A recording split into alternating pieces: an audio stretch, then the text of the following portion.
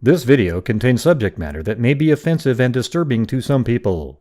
If you are the type to require a warning throughout a video or show, let this message serve as your warning. This channel discusses the harsh reality of true crime. If this warning is not sufficient for you, consider a different genre and unsubscribe from my channel immediately.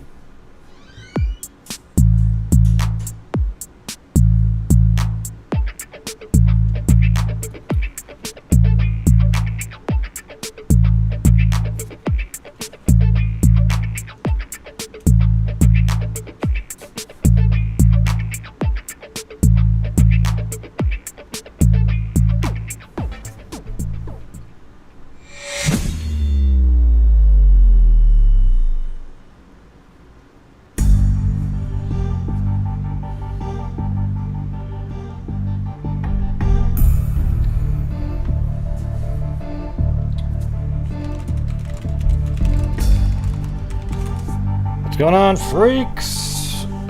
Alright. Well, Kegan Kline was sentenced today. A crazy, it was a huge sentence. See, I think if it was in the middle range, I'd be thinking there isn't a deal here. Or not a deal. I think this is the last resort that they pushed a huge sentence on him so that he'll... now it's about when parole, maybe they'll adjust that a little bit and say, because it wasn't working on him. So I don't know, again, we don't know 100% if Kegan Kline has something to do with the Delphi case, but man, I would be shocked if he has nothing to do with it. It just doesn't make any sense to me. So he got a 43-year sentence, but he's already served 3 years, so now it's just 40 remaining. Okay, so he's got 40-year sentence is huge. So now he's probably going. Now there's leverage on the side of, because he probably thought, well, I'll just take my chances, see what happens. Maybe the judge will just give me 15 or something.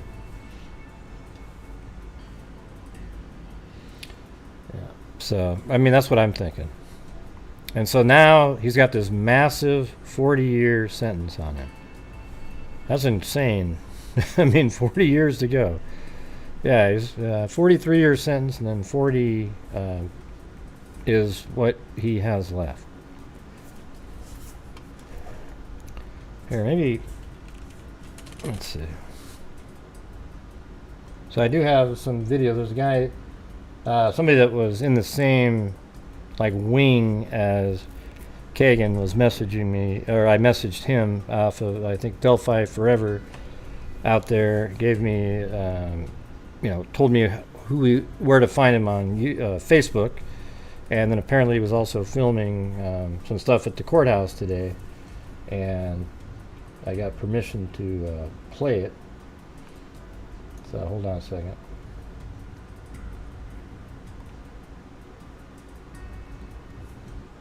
And thank you up there at the beginning of the show. Thank you, Eugenie, and also Dobby Smith. Let's see. Yeah, so this is just what I was... Let me switch screens here really quick. So this is just what I was sent. This is up from, I don't know, maybe even the courtroom? I don't know. Not really sure. But they sure treated him like he was this massive criminal. There was way more law enforcement presence than you would think. And guess who was also there, everybody? Doug Carter. Oh, why was Doug Carter, if Kegan Kline has nothing to do with it? Was he just there because the Dropbox account led to one of the largest child pornography rings in Indiana state history? Don't know. I mean, remember how he was in a helicopter flying around when they were searching the Wabash River? What do you mean, who's Doug Carter? Jesus. So anyways, here's Kegan Kline right here.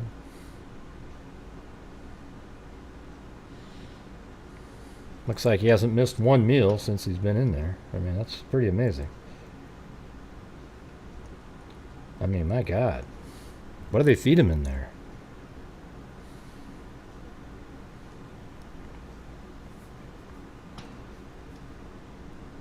Oops. So there he goes.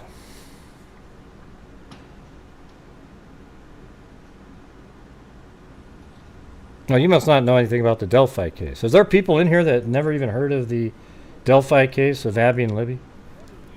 I mean, I didn't even think about that, given how many people just sort of came out of the woodwork. Oh, well, if you've been watching me for the last year, you would see me cover it multiple times.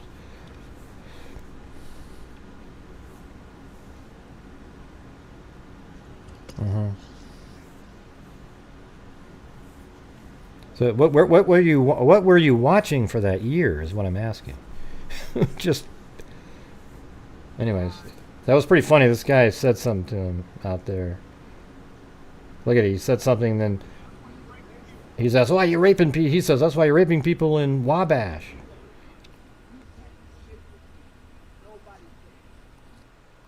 No, you can't do crap to me, you know, man. He did fire back with a comment. Can't do it.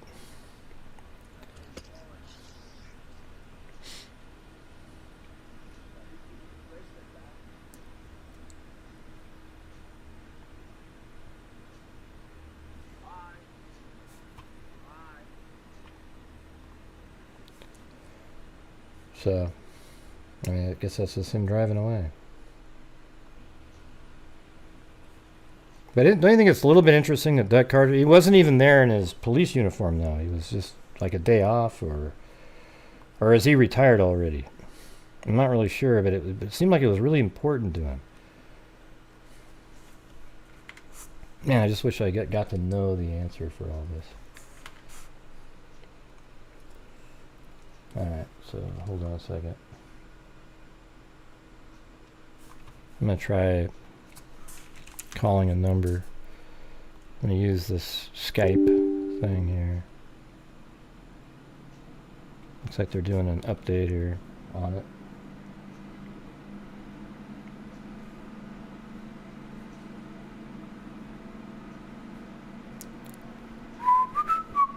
And by the way, if you'd like to help support the channel, you can see the goal in the upper left-hand corner. We do that every single night, and probably here in the next, well, in 4 days from now, we'll be doing our donation night. And you'll see where it all kind of comes to fruition. Thanks, Danielle.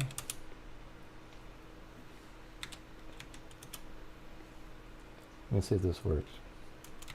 I don't know how to pronounce his name. Hold on, what does this say? I don't want to play that, though. That's the problem.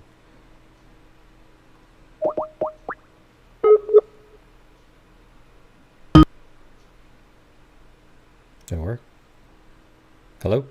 Press 1 now to continue this call in English. What? Para continuar en español, Oh, that's right. It has like a trans... Hello, and thank you for calling. To help us better service your needs, please listen closely to the following special offers available to you. What the hell was this? Are you looking for affordable TV or internet at the lowest prices with no annual contracts? What number did you give me here? You're going to have to call me on your phone if you're watching out there. I don't know what number that it was that you gave me there. Let me try that again. That was kind of funny, though. 1, 2, 6...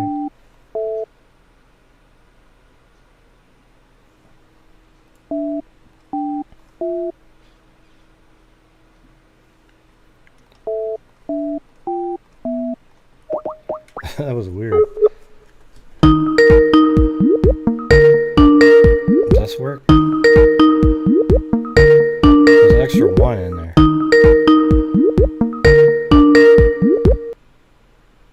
Hello. Hello. Is this the Kegan Kline cellmate? Or not, the blockmate, or whatever you call it? Yeah. Look, I don't know how to pronounce your name, so I couldn't listen to it. What did you... Okay. It's Noe. The best way I can describe it is if you can pronounce the name Zoe just take that Z and turn it around and make it an N. Yeah, well, And it we all know, Zoe. I know a Zoe out there. I know a Zoe. Yeah, okay, so Noe. All right, cool. So you were... Yeah, you can pronounce it. What's that? You can pronounce it. You just said it. Yep, I can do it. So did you, you were there today, right? Yes, I was there today. I got there at 7 a.m. Yeah, no, let me... I'm so, sorry. so tell me, like, were I'm you... sorry. Sorry about that. I got there at 7:30. Okay, I 7:30. left home at 7. I got there at 7:30. Okay, there might be a little delay here, but you guys... so you guys were cellmates. Can you tell me a little bit about that? How it was when you were in there? With him? Yeah, sure. I was there for 2 months. Well, I was housed in Miami County a little over 2 months. Just under 3 months, something like that. It was from the beginning of July till September 29th of 22. So just roughly 3 months. But I was housed with Kegan for about 2 months. During that 3 month period, he was removed from the block. He was isolated. And this was after the Wabash River search, which that would have been the end of August. Yeah, so what did you figure out anything about him? I mean, what did you learn from him while he was in there?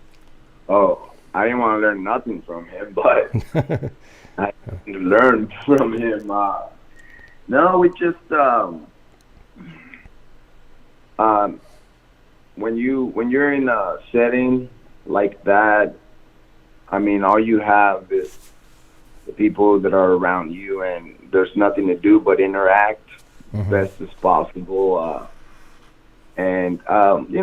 Early by day one, I got there late, so everybody was locked in. Everybody was in their cell already, and I went straight to mine. I was assigned a cell by myself at first, so I went in there and just stared at the wall, I guess. But the next morning when we came out, for breakfast and to start the day, later, we had breakfast around 6 a.m. And then later that morning, I was playing chess with another guy, and he brought up the Delphi Murders, and I told him that I heard some of it, like the initial reports when it happened in 17. And then he went on to tell me, well, one of the guys, a person of interest, is housed here. So I asked him, who is that? And he pointed to Kegan. Kegan was about 3 tables down playing cards. And that was the first time I ever heard of Kegan Kline. Did you talk to him much while you were there? Yeah, I did.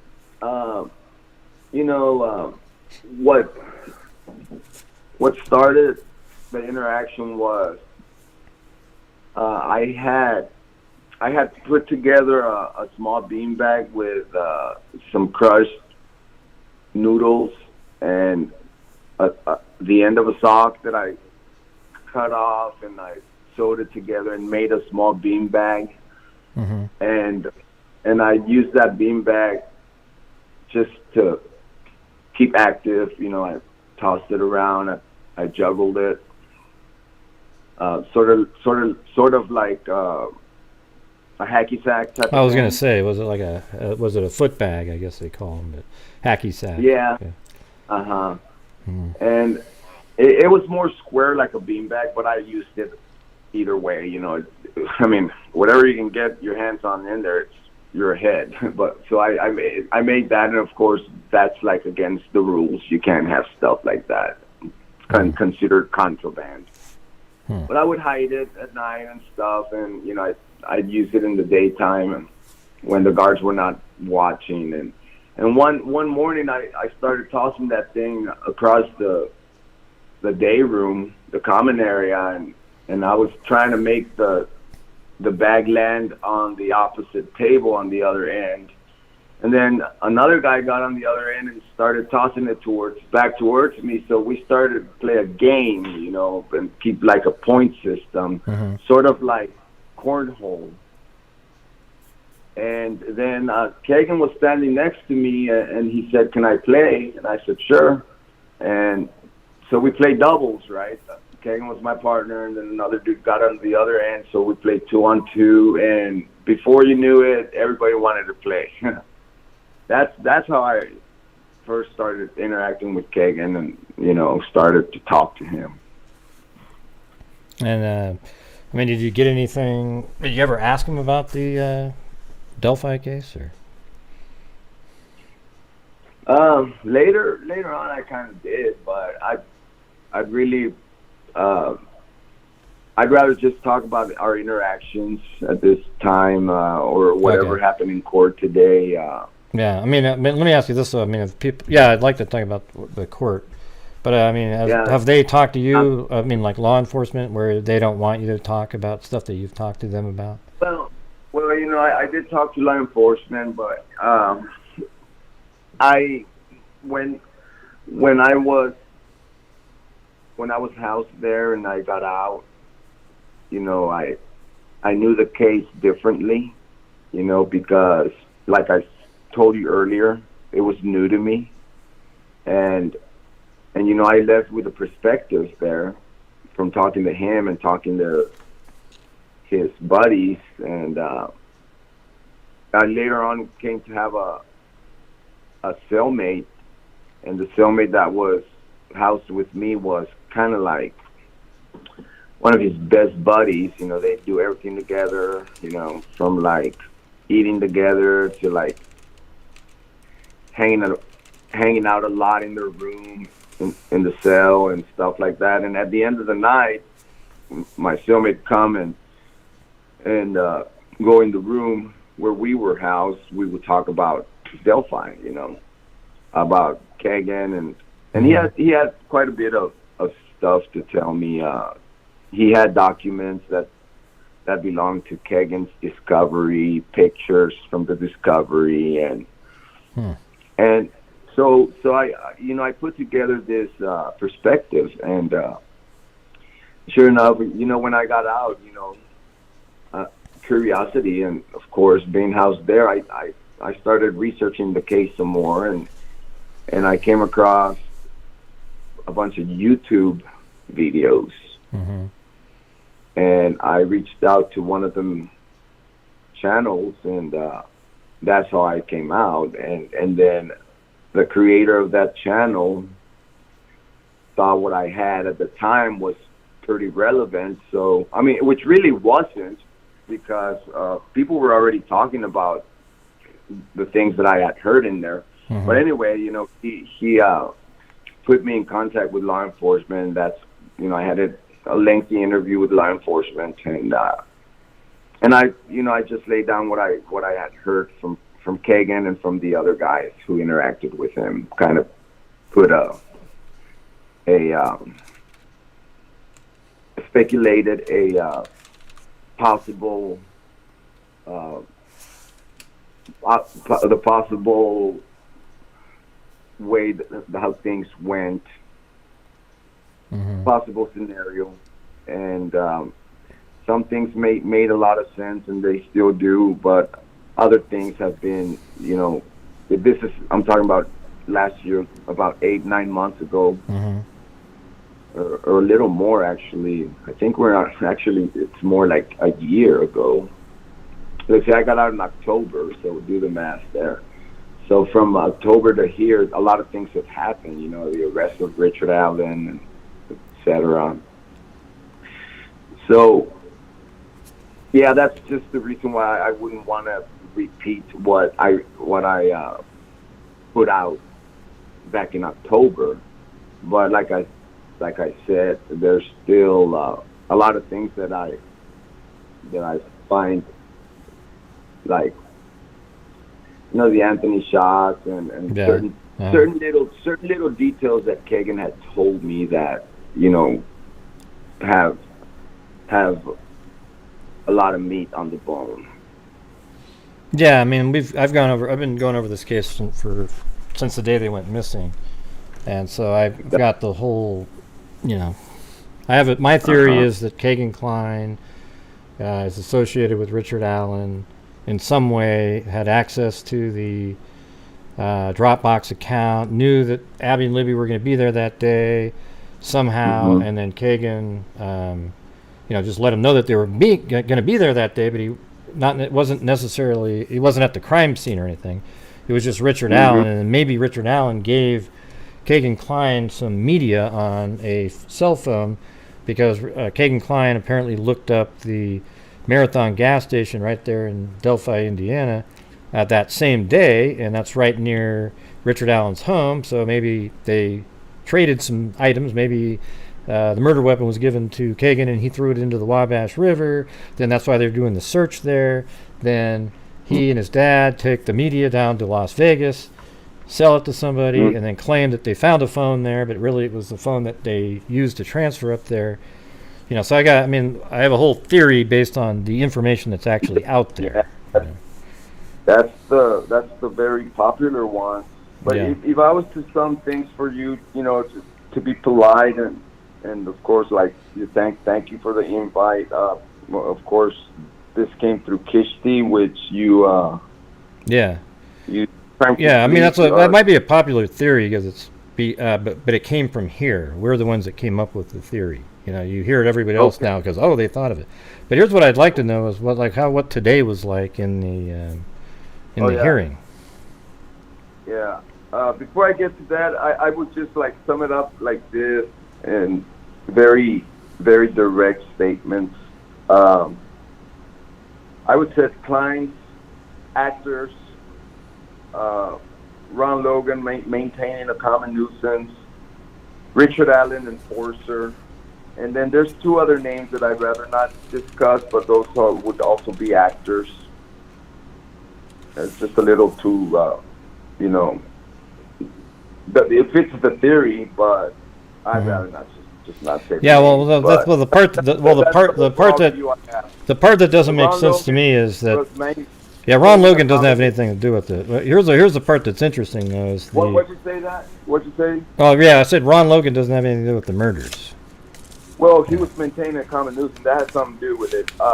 You can't have a party and have a bunch of teenagers at your house drinking, and then a couple take off and they go crash and die. You're going to be responsible. Right. I just don't think that. He did not have, had anything to do with the act. He may not be an actor, but you can't have a bunch of activity going on in your property, and then there's two dead girls. And by the way, I gotta go, and I'll be back later. That's not the timing's a little bit different than that. What you're saying, but I'm just saying. The Ron Logan thing's sort of been debunked. I know that you probably talked to some people that still think that the Ron Logan, it's Ron Logan, and there's books about Ron Logan. I don't think that Ron Logan's on the bridge. I don't think that Ron Logan. He's not. Ron Logan fits the profile of, I'm sure how the manner of the death of the girls, what was done to their bodies, etc. Yeah, I don't know. He's like 70-something years old. But I really think that Ron Logan was just a partying old man who didn't care and let the kids come in and party. And but where are you getting that information about a party going on? Day?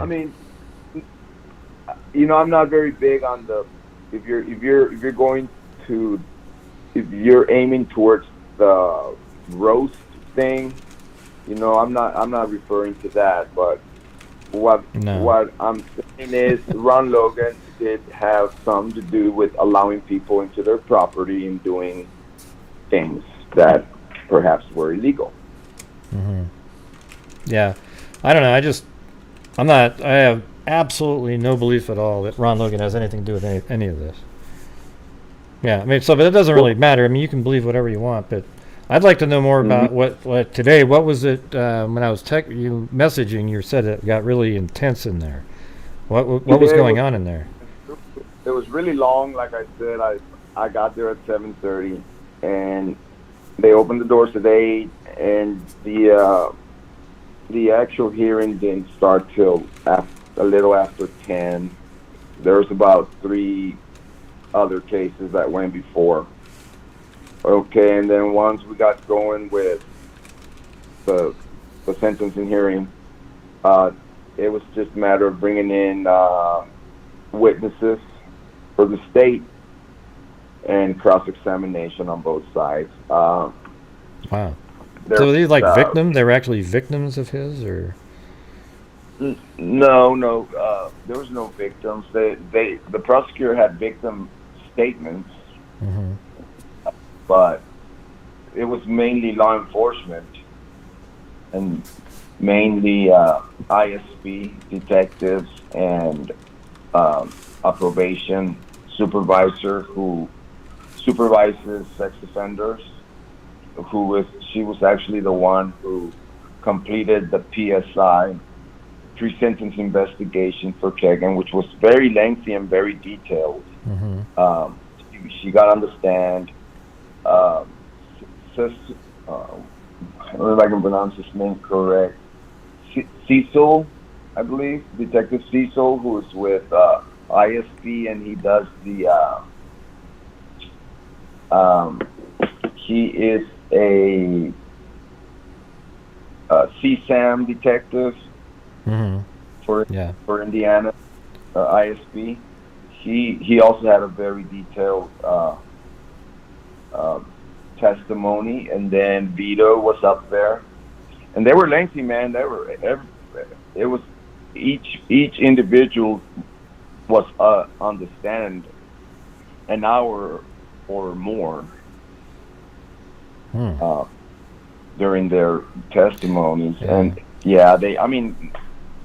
they described the counts and in detail of what Kegan had on his phones, and they did not use names of the victims. They identified them with letters, but at the time they were minors, of course. But yeah, there were crimes against age ranges from 2 to 13, 14. Very few late teen kids. Typically, I think he aimed for the ages of between 10 and 13. And then they described what. Wow. So he's like a pedophile. Well, he claims he's not. He claims that he had a rough upbringing, and he at some point, he would try to interact with older girls or girls his age, and they would reject him. So he was mad at that and kind of became lonely and depressed. So he started aiming at or targeting younger girls that were maybe a little more vulnerable and easier to target. And it worked for him. He was getting what he wanted. He created several accounts. He admitted to it all. Used Anthony Shot. Sounds like a psycho. Yeah. It was so detailed, Hughes, that at times it was really sad, man, to hear what. I mean, there's pictures of all the victims and probably even some of him doing stuff to himself. I don't know if that's what's on there, but I doubt he ever showed his face to any of the people.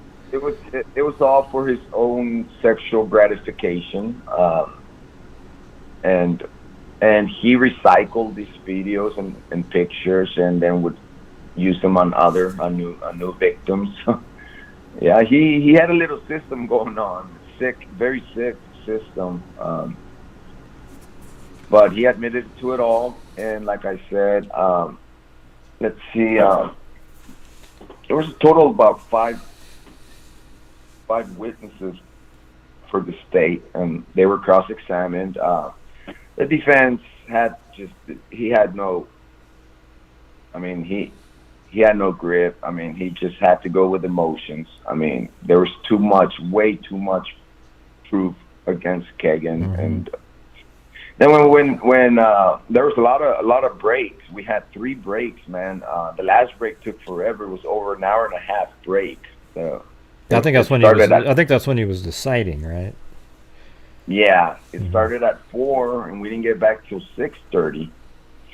And then there was another hour of the judge talking. Did you see Doug Carter? Was Doug Carter in there at all Yeah, Doug Carter spent.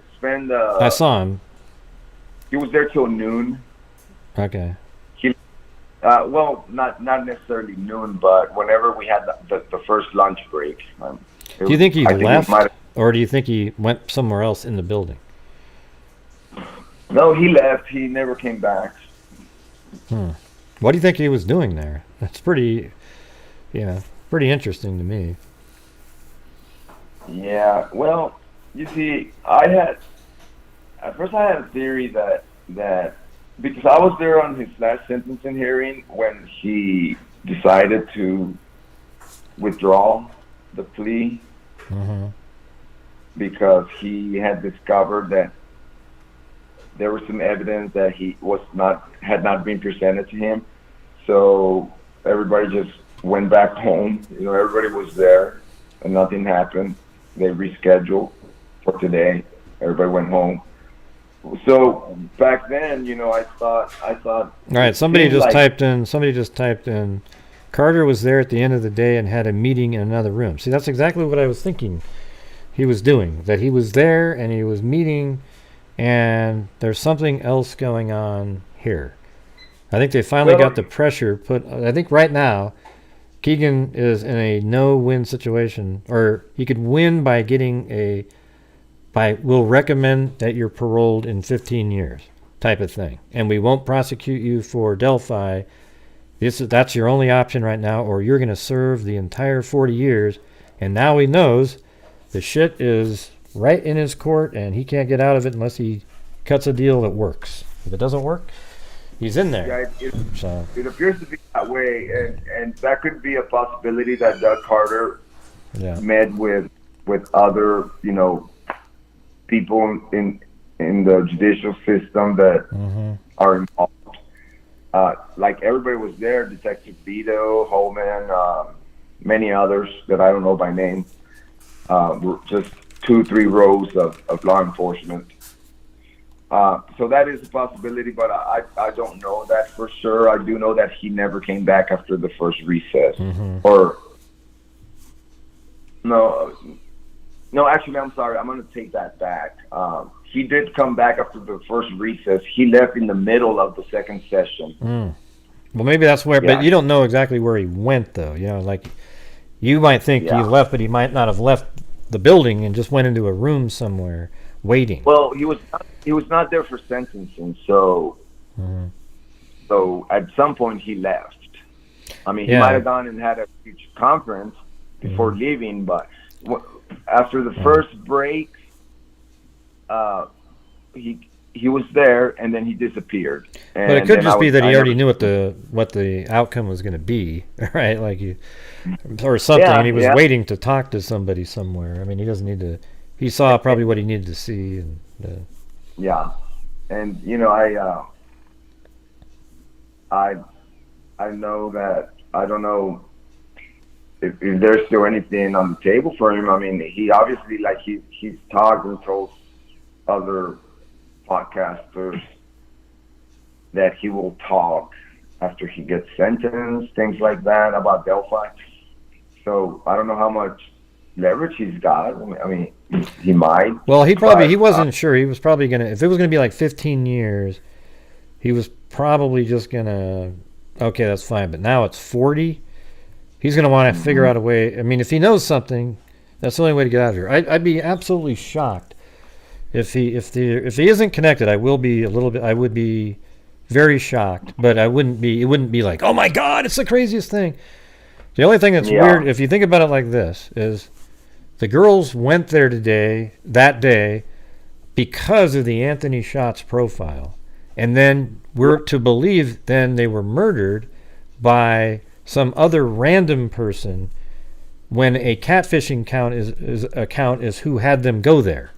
I mean, that would be the biggest coincidence in the history of mankind, almost.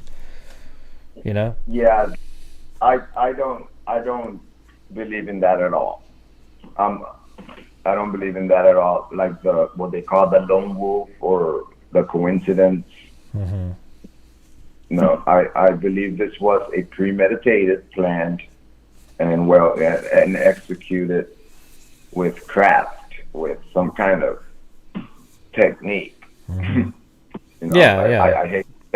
I hate to say that, but it was, and it was a group, and I'm sorry to say, whether people like it or not, Anthony Schatz is part of that whole, group, which what I just described to you, what I believe, right? And yeah, there's certain people doing certain things, and it all ended up in one outcome,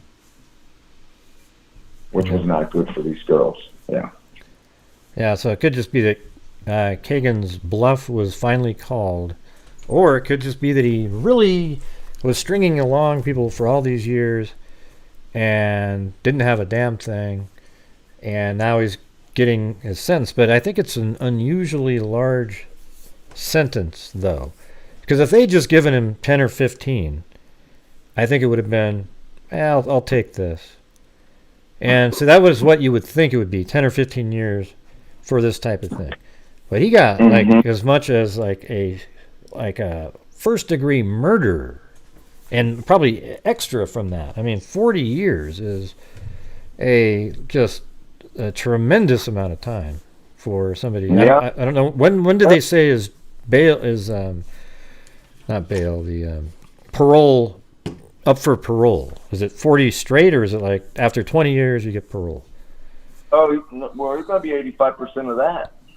That's a felony 5, level 5 felony. So, you got to do 85% of your time. So like 35 years then. Mm-hmm. That's a long time. And okay, the sentence was 43 years, okay? Suspend 3. So that leaves him 40, but he's been incarcerated for what, 3 years? Mm-hmm. So that leaves 40. him 37.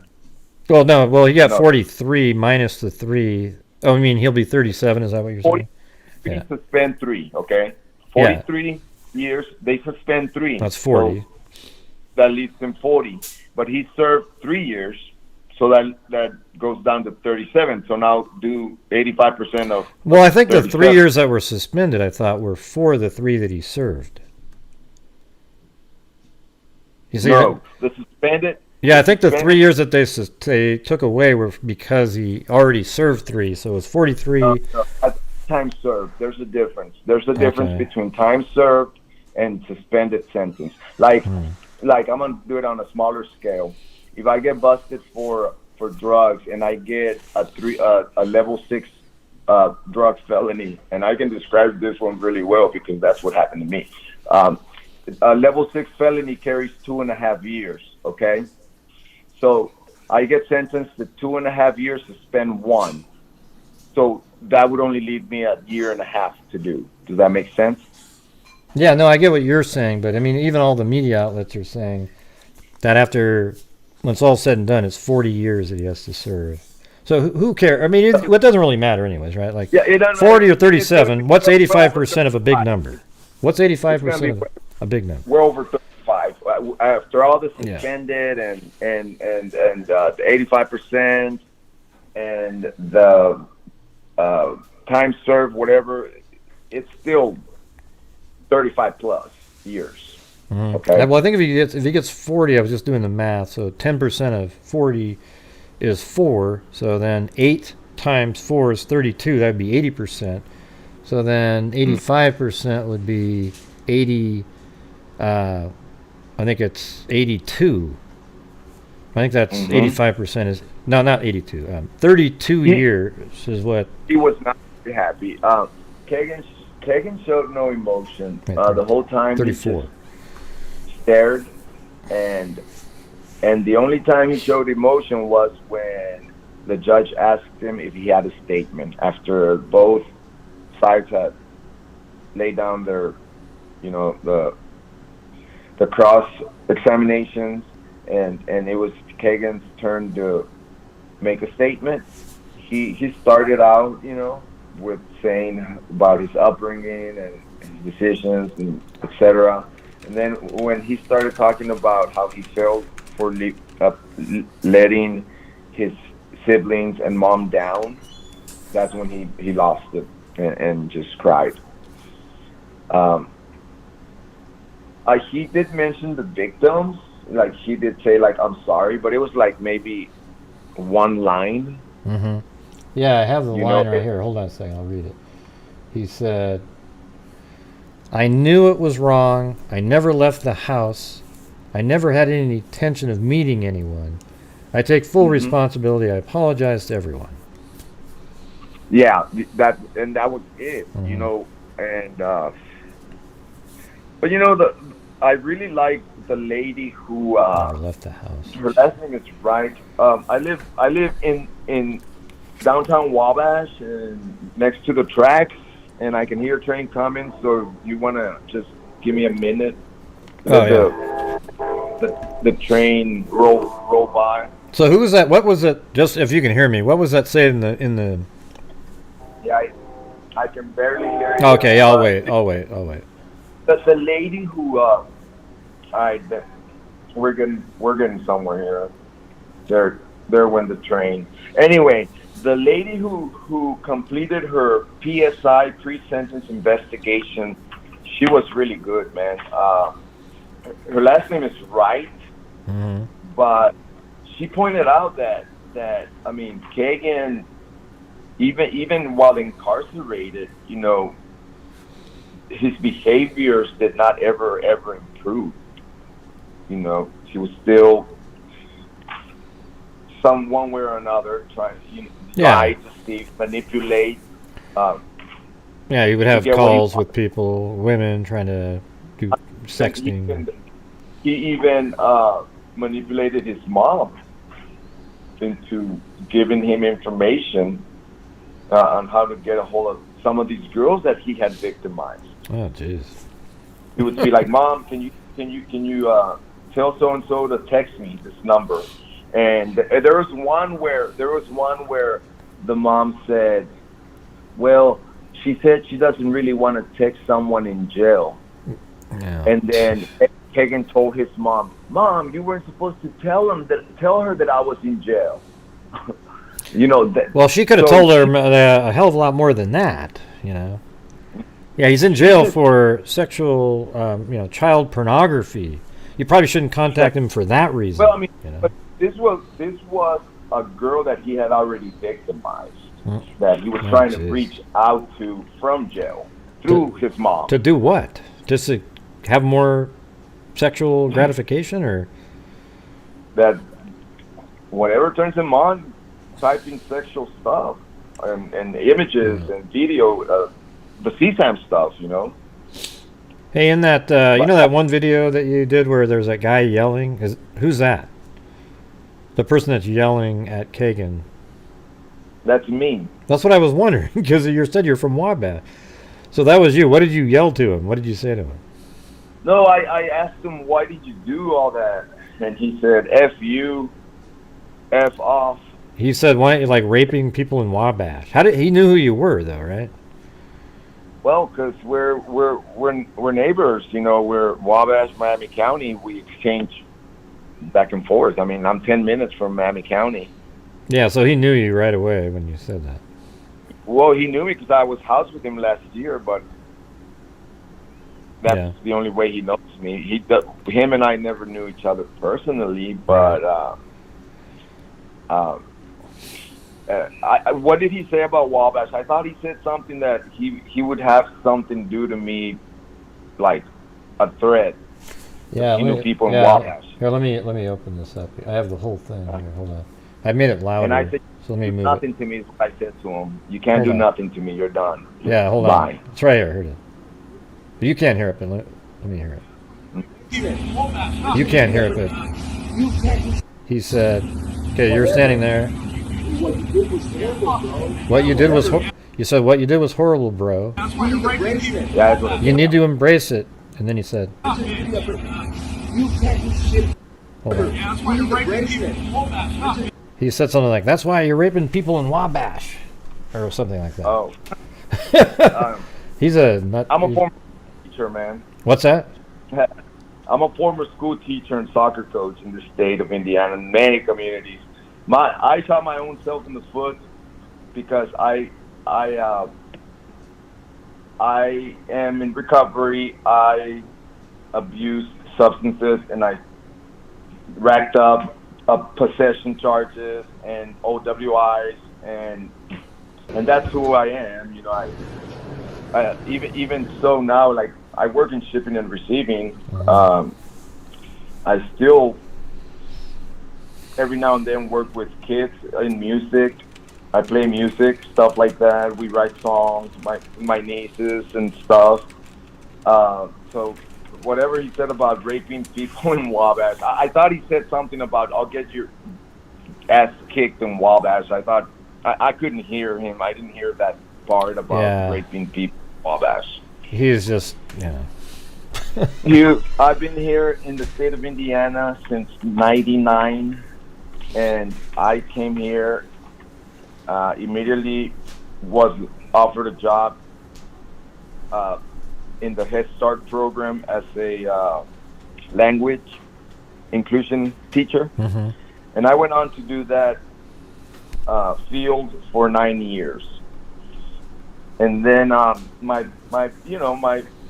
addictions and stuff caught up, and I lost that that opportunity to keep working in that field. So ever since then, I've been working in shipping and receiving, and that's what I do now. Yeah.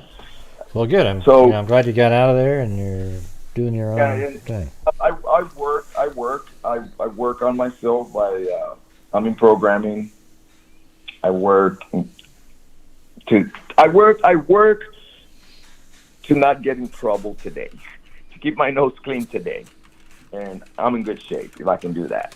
That's what it boils down to. Yeah, sort of like the motto just of an alcoholic, where you say, "If I just one day at a time," type of thing.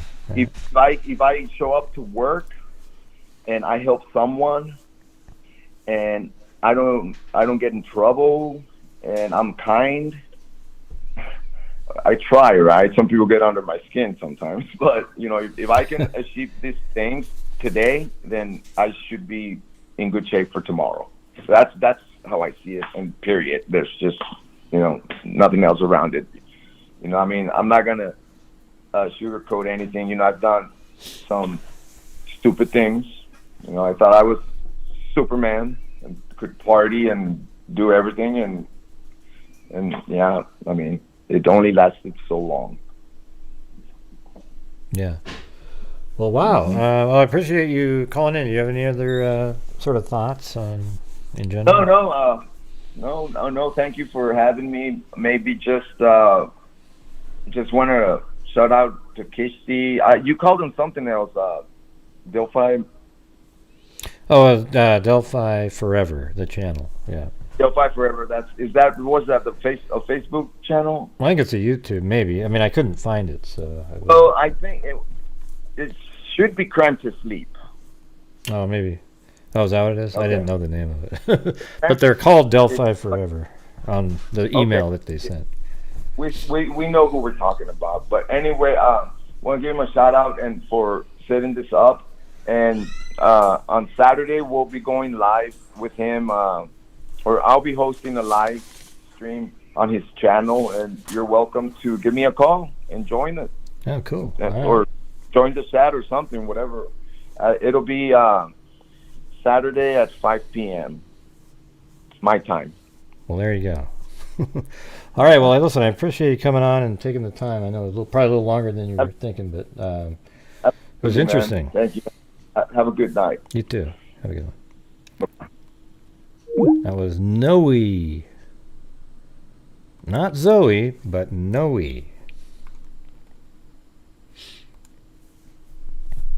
All right, hold on. Yeah, you can tell that there's people that, the whole Ron Logan mystique is in a lot of different communities out there.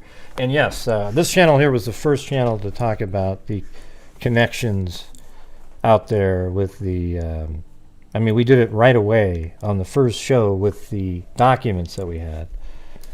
Okay, the Dropbox account and everything like that.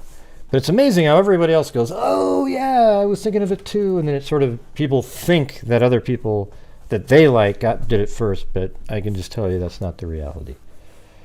All right, we were doing it on the very first show about the case regarding when the Dropbox was mentioned, like right around that time, right then. I don't have any thoughts on the party. There was no parties. The whole Logan, the Logan thing has turned into this ridiculous thing. Let's just say Logan did have parties there. What does it have to do with anything that happened that day? It's irrelevant. These people are like looking to try to make a connection because they're so far down the Logan did it path that they can't get away from it.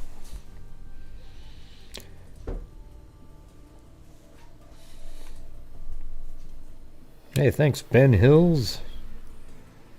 It's about time a child sex offender gets... you gotta admit, like, that is a huge sentence for that. It's probably like the state asked for 50 years, his attorney asked for 11. And, the judge went for 40. Didn't even split the difference, just went. So, the fact that it's so large to me makes it seem like now he might say something to maybe get parole sooner. I don't know. Well, it's fair. The one thing I would look at is like, how come a murderer who kills and takes a life, sometimes, they get 25 to 40, and he got 40 and nobody died? So I feel like it's a very hard sentence. You don't ever see this level. I think there should be. I think they should almost always be that level, but they aren't. So you kind of wonder why this one is so much larger and why Doug Carter felt like he needed to go there. Yeah, it was actually, he isn't responsible for it. It wasn't me. But just quit bringing up these people. We don't allow the sort of, spamming of other channels' names in here when you're ultimately putting in trash channels, okay? Ones that talk about conspiracy theories and really wacky shit 24/7. Did you hear Gray? He said that... Well, it's just the way it is. Because he... Let's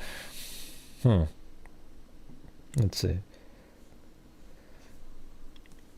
Yeah, so where is it? There are people in here that have never even heard of this case, right?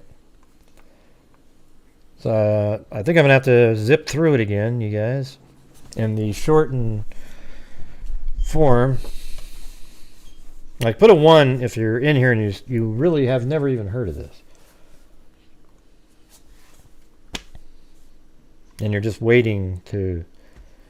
Maybe it isn't, but it's always good to go back through and, you just work it all the way from the start to finish, and then it gets you thinking again, and there you are. I have no doubt that Richard Allen killed Abby and Libby. Okay? I have none.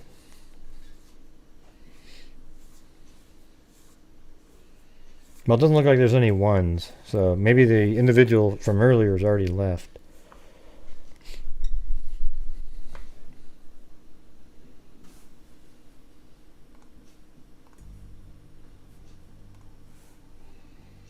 Okay.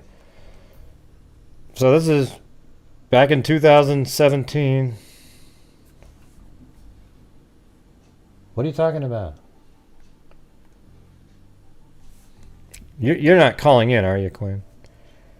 Who are you, Quinn? You always come across as an absolute troll to me. You know, I just, one of these days I'm going to have to remove you. I don't know why, but that's going to happen. I can just tell. All right, 812, you're on. Hello?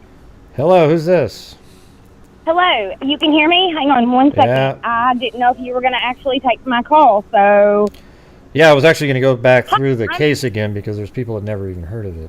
So, make it, if you can make it quick, that'd be great. Who is this? My name is Jinx13 on YouTube. Uh-huh. And I was at the sentencing hearing with Noe today, and he flat out lied. Who? Nobody was harassing him. Nobody what? Noe, when he said that people were harassing him at the sentencing hearing, that's a lie. Nobody was harassing who? Harassing who? Noe said that there was 2 women at the sentencing hearing today harassing him. That's a lie. I don't remember him saying that. I must have missed that part. Clarification, then people were talking about it in your chat. No, I was there today, and Noe, oh my goodness. Okay, wait. What would you like to ask? No, but me, but sir? I don't have anything to ask you. What is anything Noe has to do with anything with Kegan Kline though? I'm not doing the drama thing. Okay, so even if you fine. guys don't get along and you've had problems, and I don't really care. What I care about was the Kegan Kline portion. Okay, so what would you like to know? I was there today. Okay, well, what did you observe from it? I mean, the whole time Kegan was there, he sat and slumped down in his chair the entire time. He didn't hardly look around, do nothing. He just stared at the table most of the time. And then when he got up to read his letter at the end, he was crying, trying to get through it.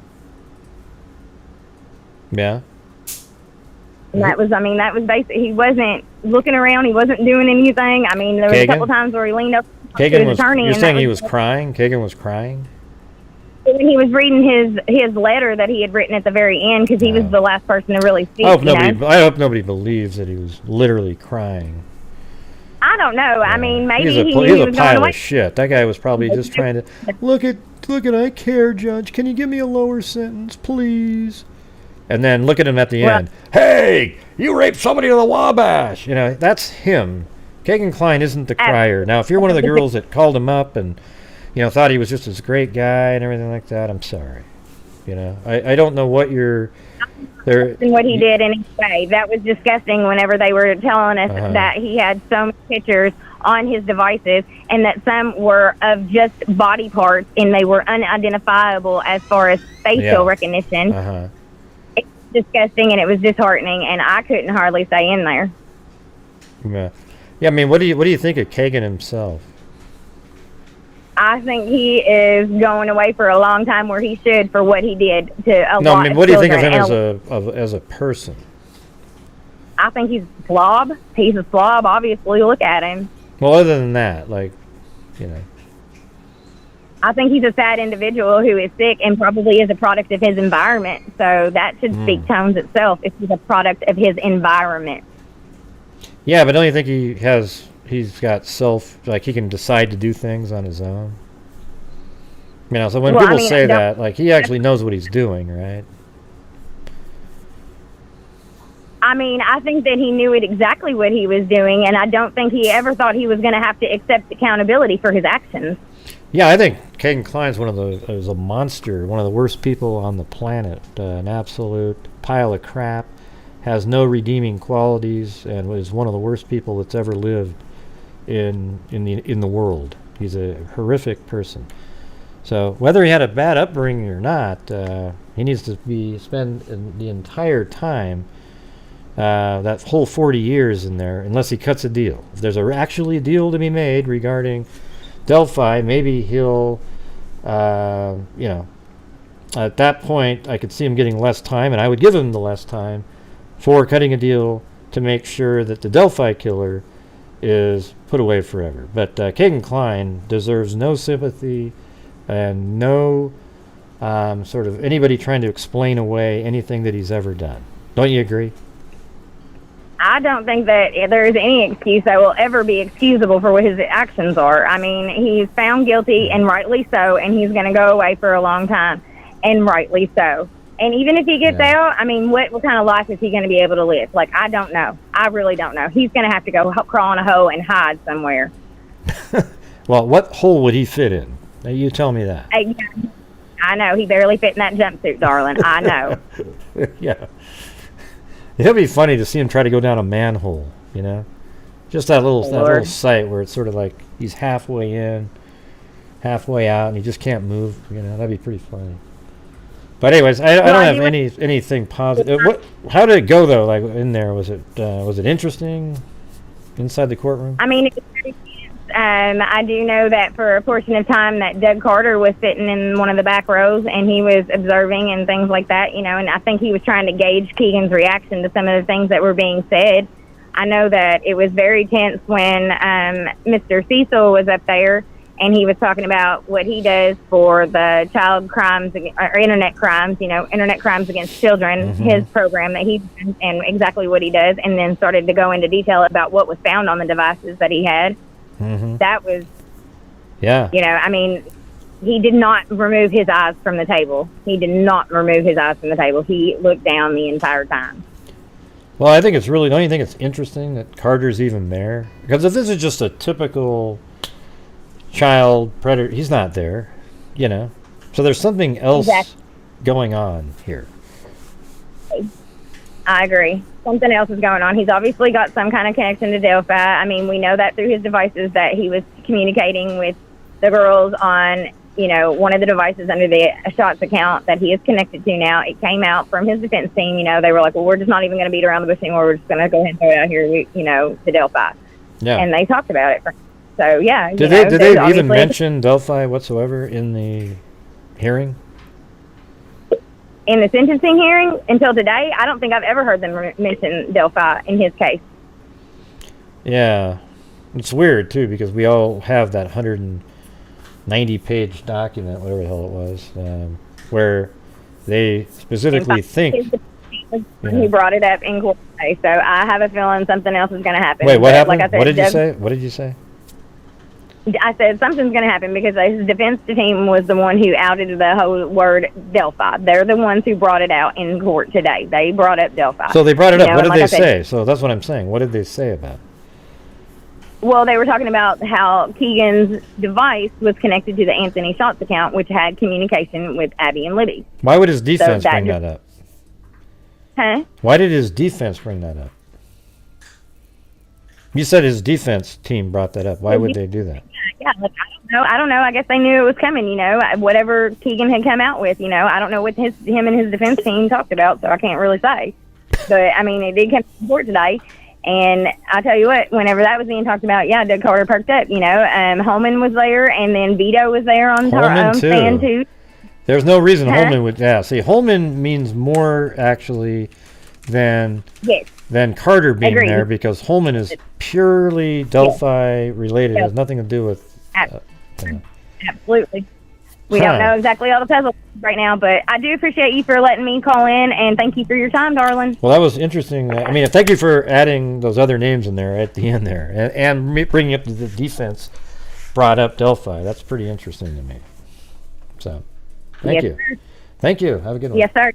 All right. See you. Well, we lost it. Man, that's amazing. So, yeah, Holman being there, that is massive, because he was like, he runs I think he ran the whole Delphi case for a while there.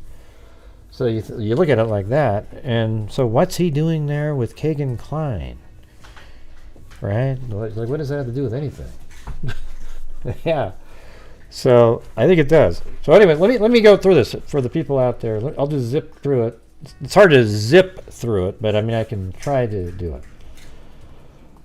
So like on February 13th, and by the way, thank you up there to Kelly Snyder. It was very generous with the cat eye donation. All right, so this is where, Mike and Becky Patty live. They're the grandparents of Libby and Kelsey. And in February 13, 2017, Abby and Libby, Abby's a friend of Libby, they were at sleepovers that weekend.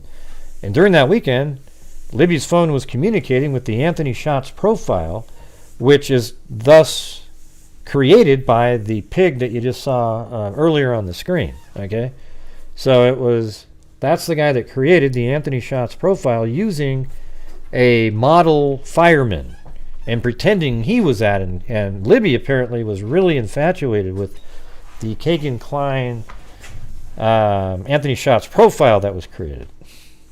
Okay, so anyways, on that day they were doing work around the home for the grandmother, and then Derek took off at a specific, I think it was, now I don't remember the specific times that I had for everything, but he probably took off at 1:10, and then Kelsey's like, well, hey, I'm going to head over to my boyfriend's house, and then Libby goes, hey, can we get a ride? Can we get a ride to the bridge?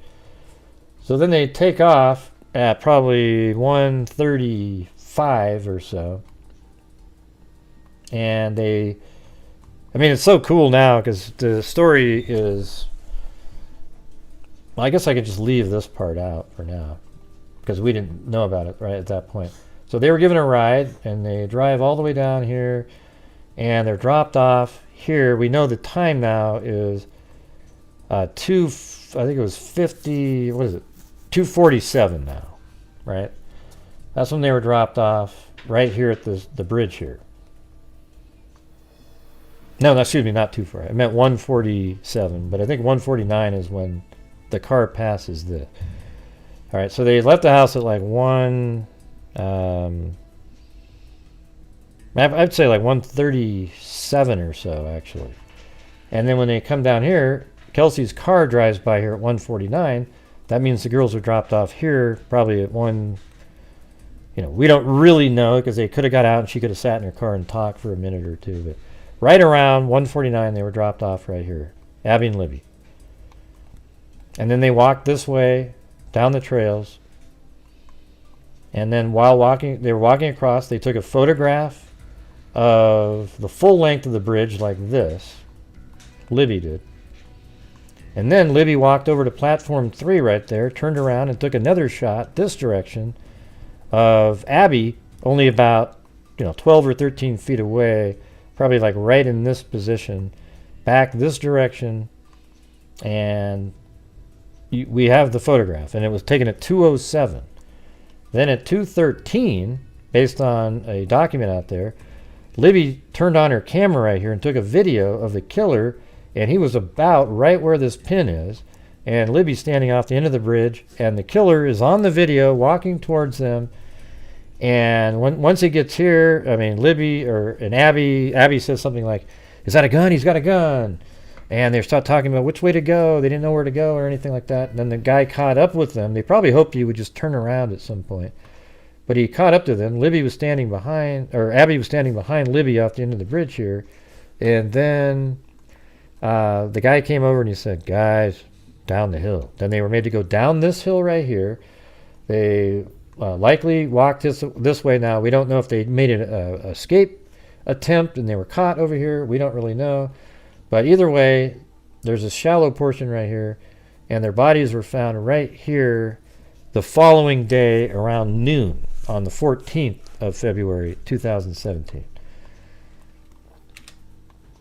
Okay, then I think it was the 23rd, if I remember correctly, of February. Let me just make sure. Got it right here. No, it was 25th. 23rd was the press conference that put a picture out, a still frame. They said they want to talk to that person. But even at that point, everyone knew that individual was the killer. Of course, it's a still frame right before the down the hill statement was made.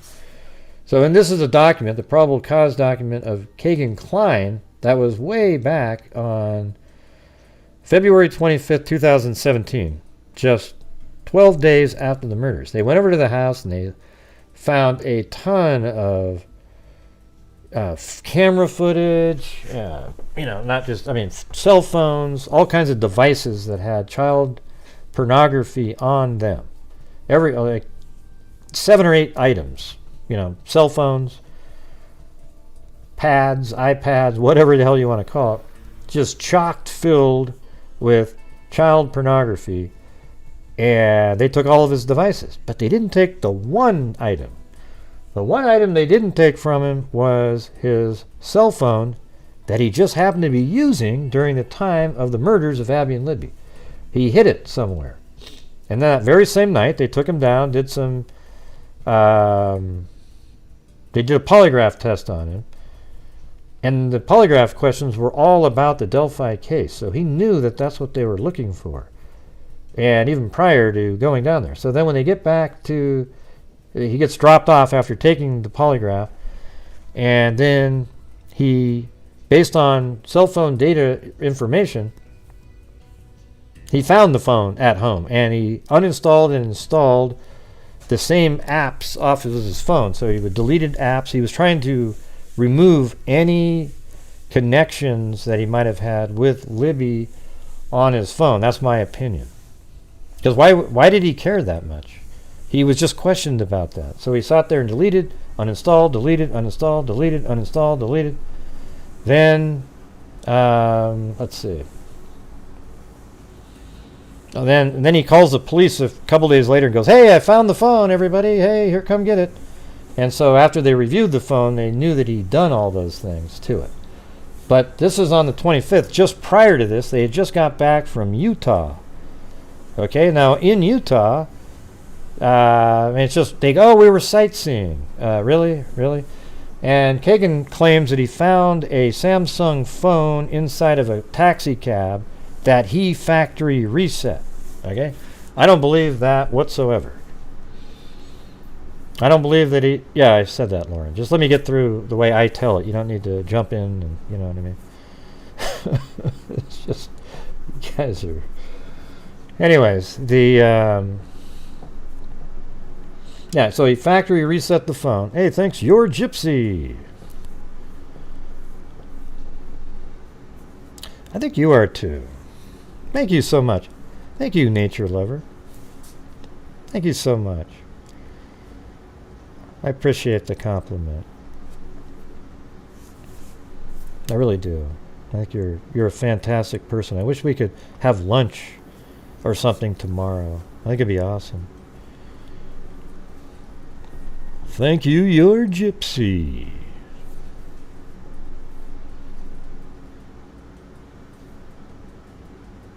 Huh? What does that even mean, Danielle? I like Libby's pictures and words more than yours, Gray.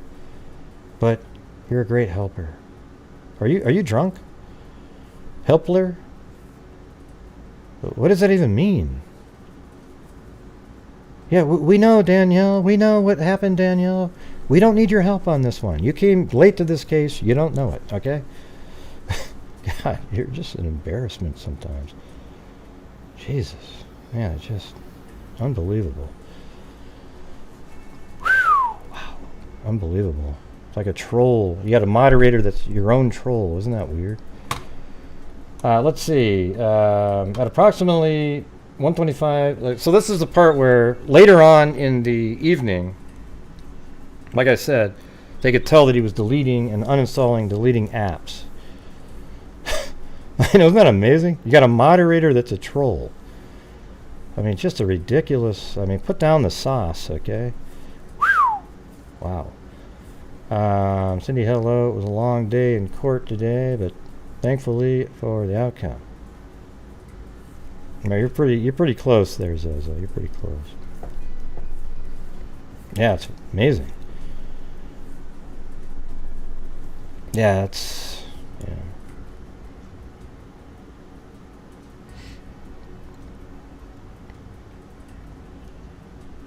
Yeah, it's funny how like mods often cause the problems on here. It's really strange.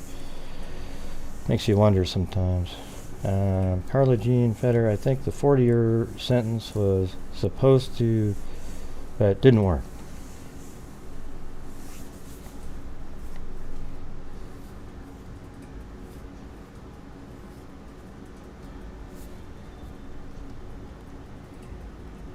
Hey, Junie, if you read what she just said, you wouldn't say what you just said, okay? Ridiculous comment.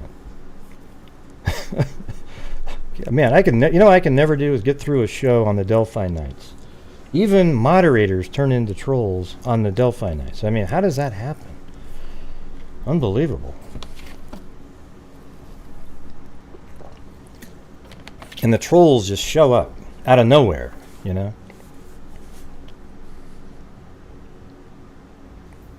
Yeah, I should just ignore the chat. But when somebody tags you, you tend to see it, you know?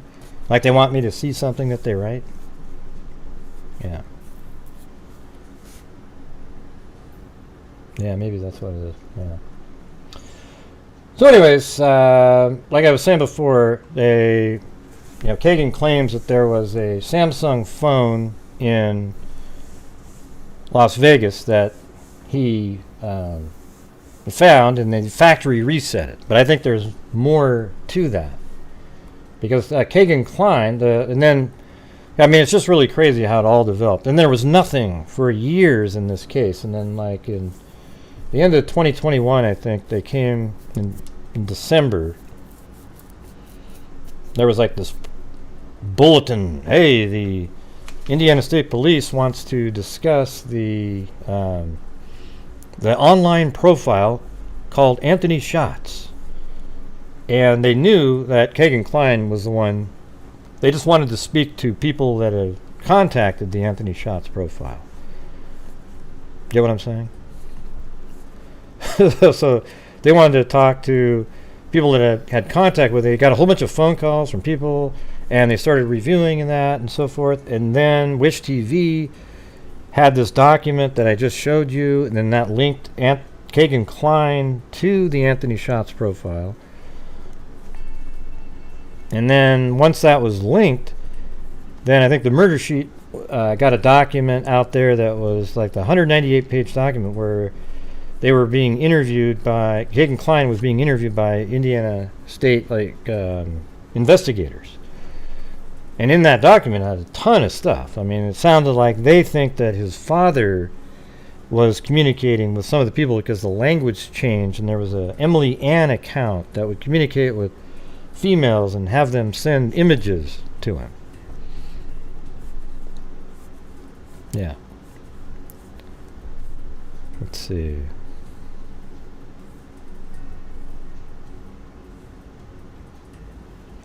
So think about it. Just think of that stuff right there. There was an Emily Ann account and the Anthony Shots profile. Emily Ann is the one that would sort of communicate with all the different girls out there and then sort of groom them. Hey, or would you be interested in meeting an older person? And and it was really weird. Why would Kegan Kline try to groom a girl into meeting an older person? Can anybody think of a reason for that?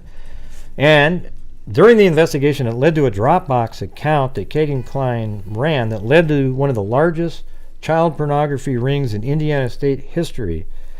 And so that's where this theory goes. So for years there was nothing, and then this stuff came out. And then they start, I think it was in the summer of last year, they were searching the Wabash River in connection to Kegan Kline. And that's right way over here, right there in the water. They searched there for 3-4 weeks. They were looking around in the water, and we don't know what they found or if they found, but Doug Carter, again, flew over the scene, right? Then just 2 weeks after they stopped searching there, they made an arrest in the case. After all those years, 2 weeks after that, they made an arrest in the case, and they arrested an individual named Richard Allen, who lives right here, and he was exactly fits the profile. Looks just like the person on the bridge, the right age. He had the little goatee and everything. I mean, it's just perfect.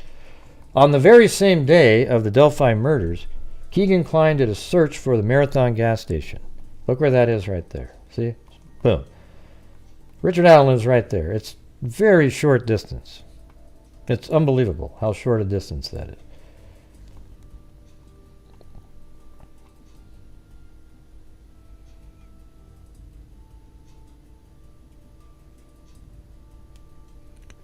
Yes, Danielle, we know that. We always give Libby the credit. Without her, the case wouldn't be solved because of the video that was taken. We've said that literally 1,000 times, but your comment up there was incredibly rude that you made up there.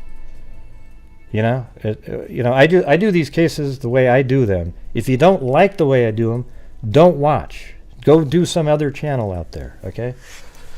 I sure as hell don't need the moderators talking like that. I mean, it's almost like you don't even know me or anything about the case to come in here. So I'm sorry to bring that up again, but man, it's ridiculous. Ah, shut up. Jesus, Mitch, get the hell out of here.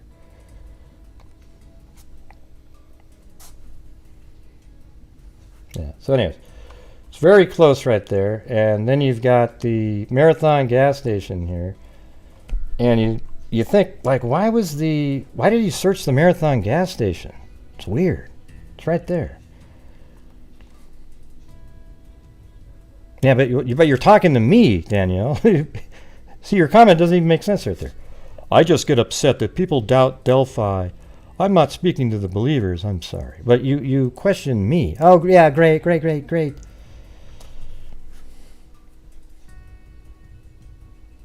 Yeah, just unreal. That's just such a crazy...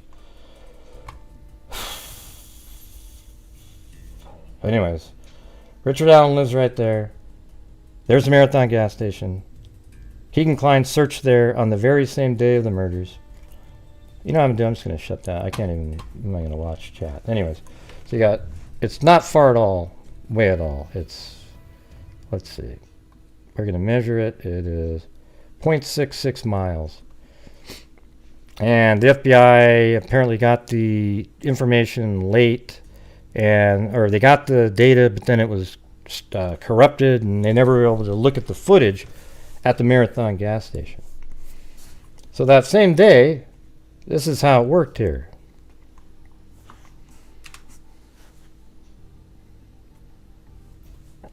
Yeah, I'm going to go ahead and put, who was that up there? Somebody threw me in prison. We're going to have to go do it now. Darn it. Even though I shouldn't be the one in prison, right? If you guys read the comment, you wouldn't do it. It was ridiculous. So, we're going to be sitting in here.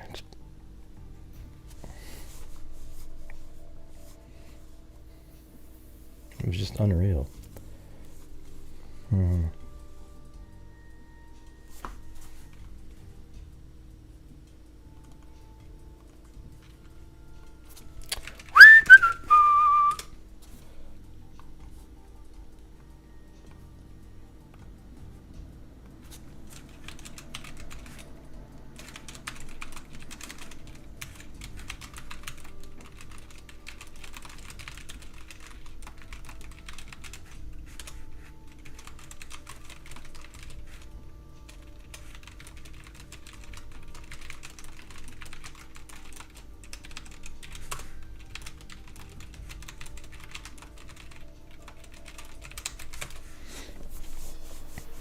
That is kind of big, isn't it? 40 years. Won't be out here until I get bailed out by all the rude ass freaks out there that I cannot believe that. That was just so weird. Thanks, Cindy Lynn. I mean, I've been covering this case for 6.5 years since the day they went missing. Friends with the family members. I don't need somebody, blasting out just total bullshit. Yeah, always, Cindy. Yes, always. Yes, always fantastic. Yeah. Thanks, Cindy Lynn and Jason Freer. But great, you care the most. You must have missed the comment, Cindy. You must have missed it.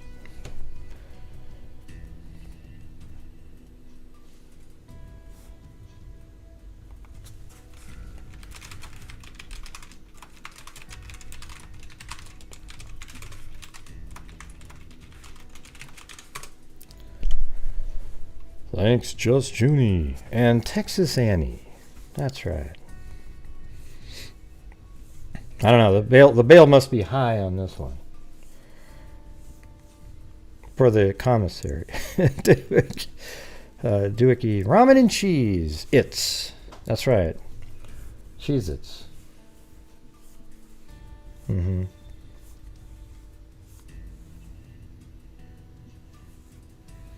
Glad to have a live stream howdy from Texas. He's so mean. Those orange cracker sandwich snacks with the peanut butter inside. Oh, those are pretty good. Yeah, I used to eat those things. Hey, thanks, Jenny Surfer Bail.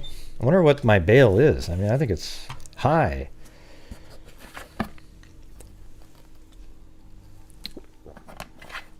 Oversized emojis, where? Thanks, John Dunn. Rough night. It's always rough in here. I can't, I mean, when you start having mods trolling, that's when you have a struggle. Hey, thanks, Run the World. For you to hire a dog walker for Blue while you're in jail. Yeah. John Dunn said, rough night, Gray investigates. The crew must be out for blood tonight. Yeah. Yeah, so the trolls are in here, too. They can't wait. See, here's what they look for. They look for somebody who, like the comment that made by the moderator that was troll-like, it makes people happy, right? So when the trolls are here, that's what they do. And so it's hard to even get through a night without talking about it, and that's what is really frustrating to me. You don't see anything. Yeah, I'm not sure what those big emojis are. All right, I'll get out of here. You guys get enough to bail me out.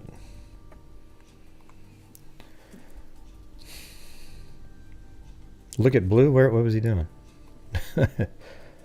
Yeah, he's sleeping. With his ears up, he's listening. Thanks, Lanky Tor.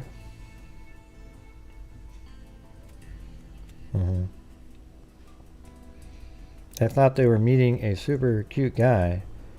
Right, so anyways, where was the comment up there? Hey, Run the World, are you kind of up to speed of what we're doing here?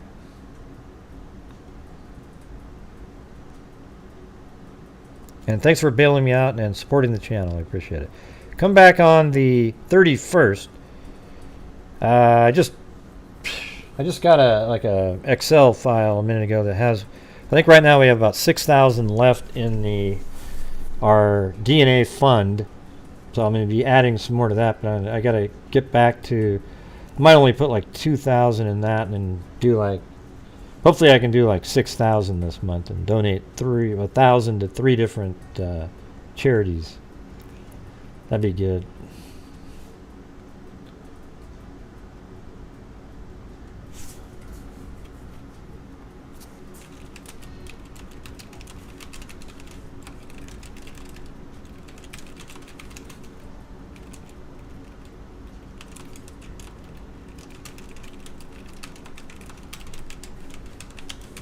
Yeah. Let's see. Thank you, American Lady. I just want to make sure. Okay, good. Okay. So I'm going to load up some of my old YouTube videos so you can see.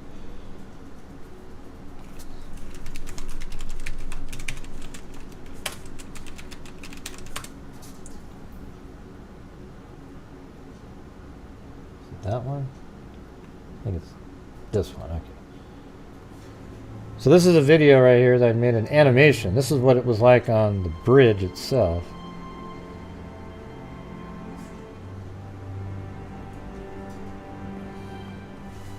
Okay.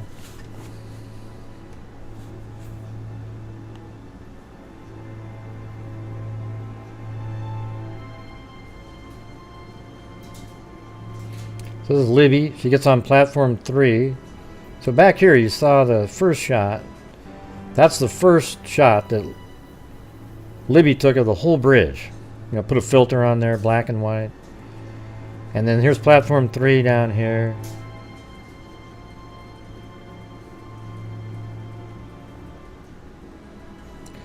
And then you see right there, filming back. And this is the picture that was taken back the other direction.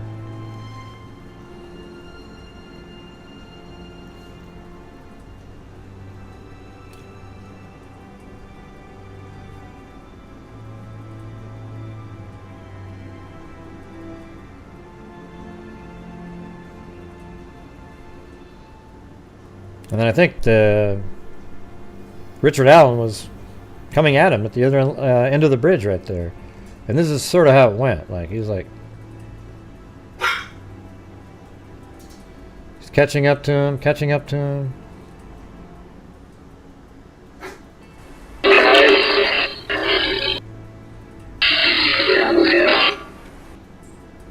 Right, so there you go. And the thing is Libby was out there that day because she wanted to meet Anthony Schatz, right? The Anthony Schatz profile. So here, I'll show you what Anthony Schatz looks like.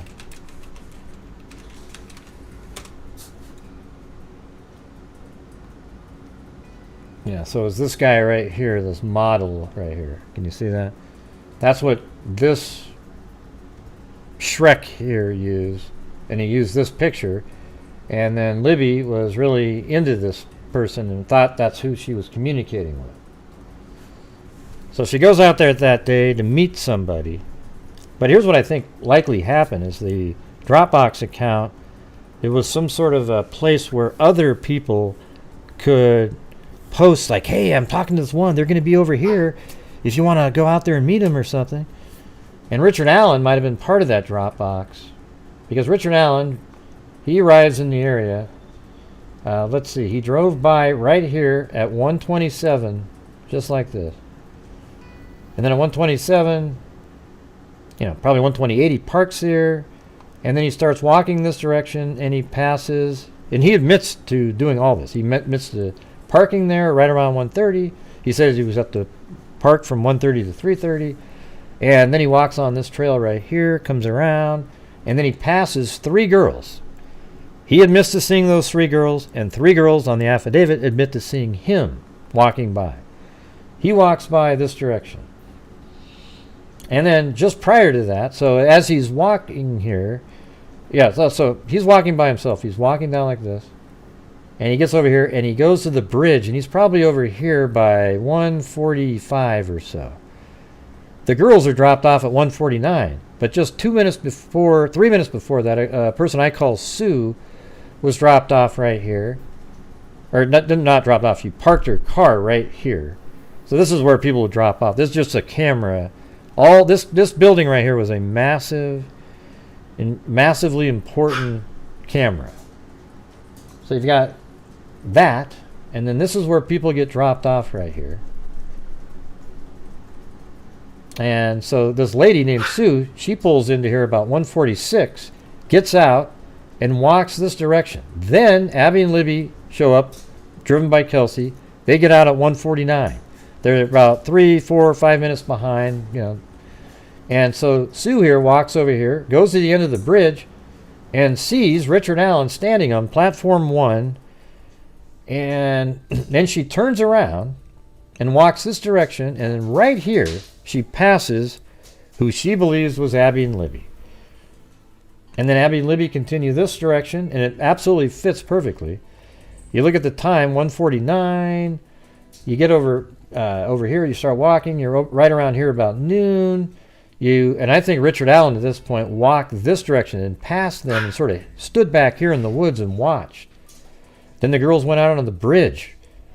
And then they took those 2 photographs that I just told you. Then they started walking. Then he made his move and started walking. They probably saw him when they were over in this area. And then they just kept going and going, thinking, oh my God, I don't want to pass him on the bridge. Let's go to the other side. But then he just kept coming and coming. And when he got there, the worst nightmare took place. He told them to go down the hill. And then he walked them over here and he killed both of them with a sharp instrument, a knife. And then after that, not a soul saw the guy wearing the blue jacket, Richard Allen. And at the crime scene, they found a bullet that was ejected from a gun that matches Richard Allen's ejection marks on the gun that he owns at home. And then there's a whole bunch of... the same lady, the Sue that I told you about, she continued walking, came back out in her car, drove out and saw a car backed in next to the abandoned CPS building here. 2 other vehicles saw the car parked at the abandoned CPS building. I mean, it just goes on and on. And the thing is like remember earlier when I was saying, looks like Chloe's freaking out about a squirrel or something. Chloe! Remember how I said that 2 weeks after they searched the Wabash River, they arrested Richard Allen? Well, the police claim that they just were randomly going through old documents and old, information on the case and just stumbled upon this narrative between an individual named Richard Allen and a conservation officer, and the conservation officer was told by Richard Allen, yeah, I was there from 1:30 to 3:30, again, right during the crime, 1:30 to 3:30. And yeah, I was, I think the first time what he told him was, yeah, I was there from 1:30 to 3:30, and that he saw 3 girls or something. I don't know what if that was in that first part. Let me load that up. I've got that. Got it right here. Because I remember the second time they interviewed him, he got really specific. But he said he was looking at for like stocks or something. So I know what it looks like right here. So he says, Mr. Allen said he was on the trail between 1:30 and 3:30. This is literally what the conservation officer wrote down. He parked at the old Farm Bureau building and walked to the new Freedom Bridge. So he obviously made a mistake. It was weird how people on YouTube jumped on he says Farm Bureau building. That's way over here at camp. Well, no, he just made a mistake, obviously, because the Freedom Bridge is right there. While at the Freedom Bridge, he saw 3 females. He noted one was taller and had brown or black hair. He did not remember the description, nor did he speak with them. He was probably nervous that they would recognize him for working over there at the pharmacy. And so he was probably like, let me throw that in there just in case, He walked from the Freedom Bridge to the High Bridge. He did not see anybody, although he stated he was watching a stock ticker on his phone as he walked. He stated there were vehicles parked at the High Bridge trailhead, however, did not pay attention to them. He did not take any photos or videos. Okay? Now, so right there, this should have been the number 1 clue in the entire case. I think Zozo and many others agree. Right at this point, they should have absolutely been on to the right person. But somehow, this little narrative here never made it to the right people, apparently. Here's what I think happened. I think Kegan Kline, the investigation with him led to the name Richard Allen. Then they went back and started looking up Richard Allen, and we're like, well, we've interviewed him. He's a male living in this town. Then they dug through all the documents, and they finally found a reference to him, and that's what it said. That's what I think. I think that's how they got to his name, but they've kept that from... they said, and it's not a lie to say we were digging through old documents, the way they kind of refer to it. We were just digging, re-examining things and digging through old reports, and there it was. I think they were digging through old reports because of Kegan Kline's information. Because what do you think the odds are after 6 years that they make an arrest within 2 weeks of searching the Wabash River and related to Kegan Kline and the Delphi case? Right? What are the odds of that? 1 in a million.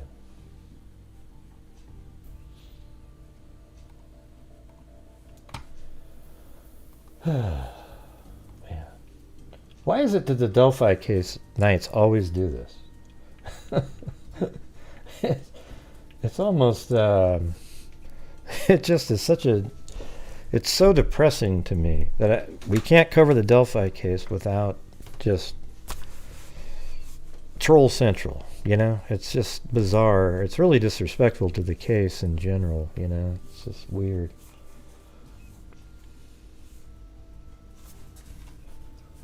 Oh, and thank you to Run the World. So hopefully I gave you a pretty good synopsis here. There's so much more, just the way to perceive it. So then during the investigation here, in this long document that we've read and news sources out there,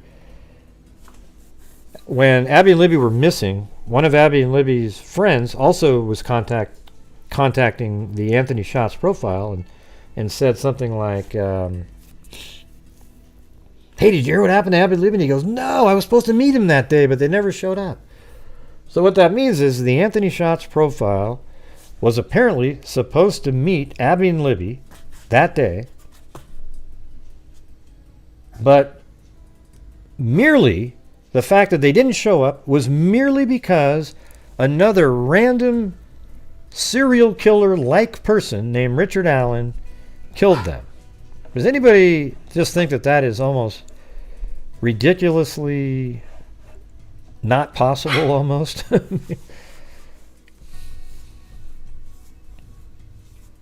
Mm-hmm. So the girls were at the bridge that day because of Anthony's shots, but they were murdered by somebody else when they got there that's not related to the Anthony Shots profile. Really? Wow. Yeah, I mean it's always possible, just like we were saying. I mean the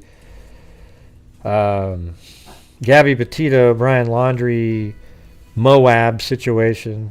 I mean that was crazy as hell, you know. But this would be even more weird than that.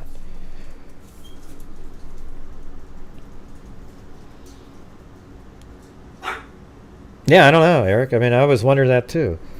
I mean, we've talked about that. You know, why didn't the guy later on go, God, you know what? Did you guys ever, do you remember I talked to this guy, I put a report in. Do you guys remember talking about that?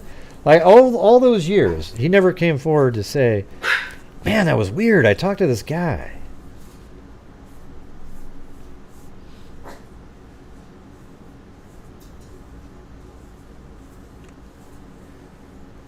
Yeah. Very strange. Very strange.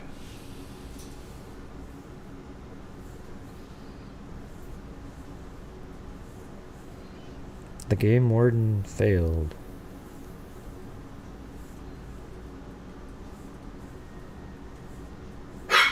Yeah. And I don't know. We'll just chalk it up to that's just how Delphi nights are. If you're still out there, Danielle, I don't have a problem, but you know, like what you wrote was really rude. But you know, I don't dislike you or anything like that. That's just how I felt at the time. I'm a real person. You know, I'm not just sort of a fake person that's going to pretend not to feel a certain way. I don't see how there could be any question that Big Bone Slob is somehow connected. Right. Hey, Gray, I sent a super chat. Can you see my question? No. Let's see, where is it? I mean, some of them were zipping by so fast earlier. Let me see if I can find it. Oh, man. There's nothing in there. Oh, wait, there it is. How far was the walk for Richard Allen from his car to the bridge? It's not far at all. You know. I mean, I can just measure it really quick. Go like this. It's going to be really close regardless. I don't even think it's a mile. Maybe a mile at the very most, but 0.84 miles. Right. So I think, you know, If he parked his car at 1:30, we don't know what time he got out of there. But remember, there was girls that were at this bench at 1:26, and then where was that? I think at 1:45, that Sue individual on Old State Road 25 went under the bridge when those girls were walking by. So it's hard to say. I mean, Richard Allen could have sat in his car, make sure he's prepared, he's got everything. So he gets out of the car at 1:35, and it takes like 8 minutes to walk. So maybe 1:43 he's over here at the bridge, and then Sue comes in there. She gets there at 1:47. So he's probably here for like 10 minutes, and then Sue comes in. Now, the three girls that passed Richard Allen said that he was in a hurry, that he was trying to, like, hustle and, like, he had a mission. He was on a mission, right? So, knowing that, and how he just went right past those three girls, could he have actually been there specifically for Abby and Libby? So if you're one of the people that don't believe that Kegan Kline is connected to Richard Allen, then you would have to believe, like my original theories were a long time ago, that it was a lone wolf serial killer like person that was there hunting that day for victims. But if that's true, why was he so specifically, getting ahead of these other three girls that were right there, and just on a mission to be there, as if he knew exactly when Abby and Libby were going to get there? You get what I'm saying? It's almost as if he knew when they were going to get there. It's also possible that he got there and it just so happens they were dropped off, and they just so happened to fit into this trap. I mean, he did get lucky, regardless of who he is, that there was nobody else on the other side of the bridge or people milling around on the bridge on a sunny day like that. Although he picked a time in the middle of the day where there isn't a lot of people. You're looking at 1:30, except there was a school day off. So that's one of the things that I forgot to mention earlier. It was a make-up school day because they had taken off too many days for weather, or not enough day for weather, so needed to take a day off. So they had a day off in February, and it was a sunny day, and so there was a lot of kids. There was kids there earlier, then some showed up later, but right during this window was the time that Richard Allen took them across the bridge. So he got lucky on that regardless. He would have had to call it off. The only reason that they're not alive is there was nobody else, because the way I was showing it, if he's standing back here, he can see here. He knew that there was nobody else coming because he stood on this bridge. I mean, think about that. He's standing here, right here on platform 3. He knows he's been there in the last 12 minutes. He's looking across. He doesn't see a soul over there. And then when Abby and Libby start going, now if he got unlucky again in his world, there could have been some people down here hiking that he didn't see, and he just would have called it off. But right when he got here, he goes, guys, down the hill, because he knew at this point there was nobody there, and he takes them over here, and there's not a soul there. Then 30 minutes later, people actually come out and go across the bridge again. It's amazing, the timing of how this worked out. Some of it's pure luck, and some of it is, he was observing and planning. But I think that he was there now because of... I mean, it'll be weird if it goes back to my original theory was true. Like it was just this lone wolf psycho that just happened to be there, and Abby Libby just happened to be. But it's so hard to ignore the online profile Anthony Schatz doing this. I mean, it really is. Almost impossible. So if anybody else wants to call in and chat about this, it'd be great.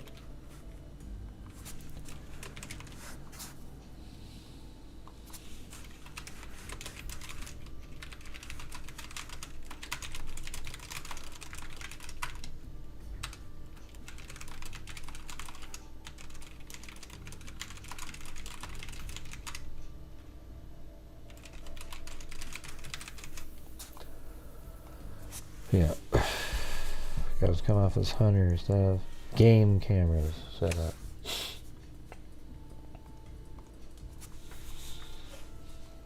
Anybody have any questions? Yep, 40 years, yeah. Let's see. Let me put a poll question in here.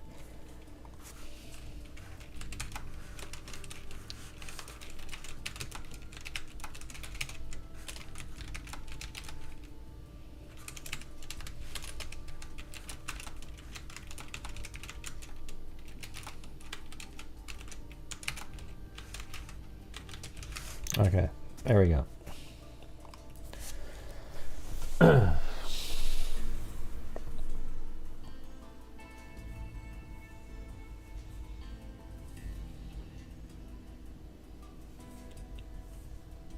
Yeah.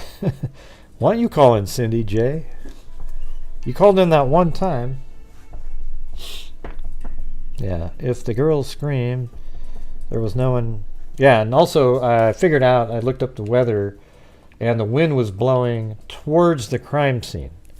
So that means anything from the crime scene, the wind would make it very hard for you to hear anything on the bridge, but he could hear anything on the bridge easily. Even though there's some woods there, it's very sparse during that time of year. During the summertime, I mean, look at the difference. Here, watch this. Look at that. Looks like a rainforest almost. But as soon as you get to the winter months, it's just completely bare trees and very open in there.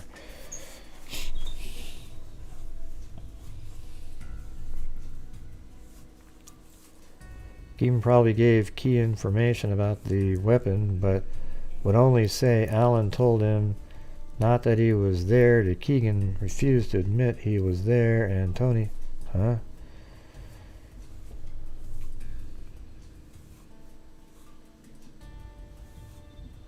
I can't even understand what you wrote there. I tried it twice.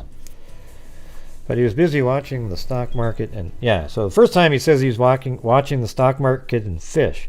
Then when he was arrested recently, in his interview, he said that he was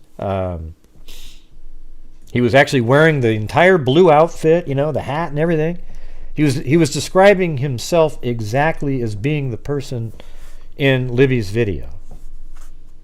And then he said he stood on platform 1. He didn't mention that originally, but remember I told you the witness Sue said he was standing on platform 1. He said he was standing on platform 1, but he didn't see anybody. But he was wearing exactly the same clothing.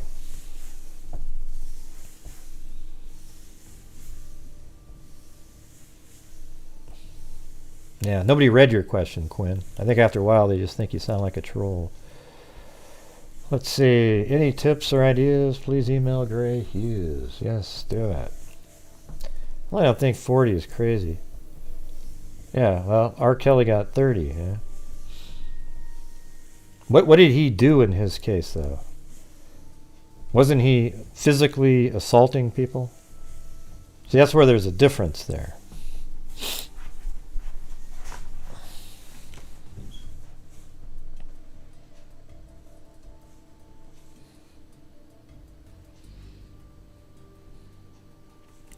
What, if anything, did they find? Yeah, Quinn, you're one of the rudest people I've ever met. So you're like the pot calling the kettle black. You really are. You're embarrassing like 90% of the time. I just leave you in here because you pretend that you're not a troll. I'm not going to discuss it with you, Quinn. Just examine your behavior. It's ridiculous. All right, let's see. Golden showers. Jesus. Yep, this is Delphi night again. It turns even normal people into crazy people.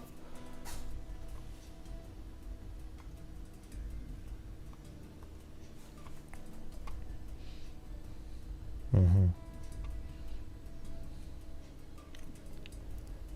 Yeah, I think you should get 40 years. I don't see, you guys you're kind of missing the point. Like, I'm not really talking about like, wow, that's, I'm saying I think it's great that they get 40 years. I'm saying it's really high So I think it's high for a reason, because now he might say, hey, okay, I'll tell you what, if you can get me a parole in a certain amount of years. He thought he might get like 10 or 15. He was taking his chances. But now it's 40. So if he does know something, he might say, listen, I'll tell you something now, if you can get me a parole in 15, or, way less than the 85% that Noe talked about. That's what I'm saying. I think it's leverage. I said at the beginning of the show. I don't know why he is. He can do whatever he wants, right? I mean, he's not... I think Kegan Kline right now can do anything he wants to do. Now he's just a prisoner, and he's been convicted, and he can use his phone calls that he gets for whatever the hell he wants to do it with.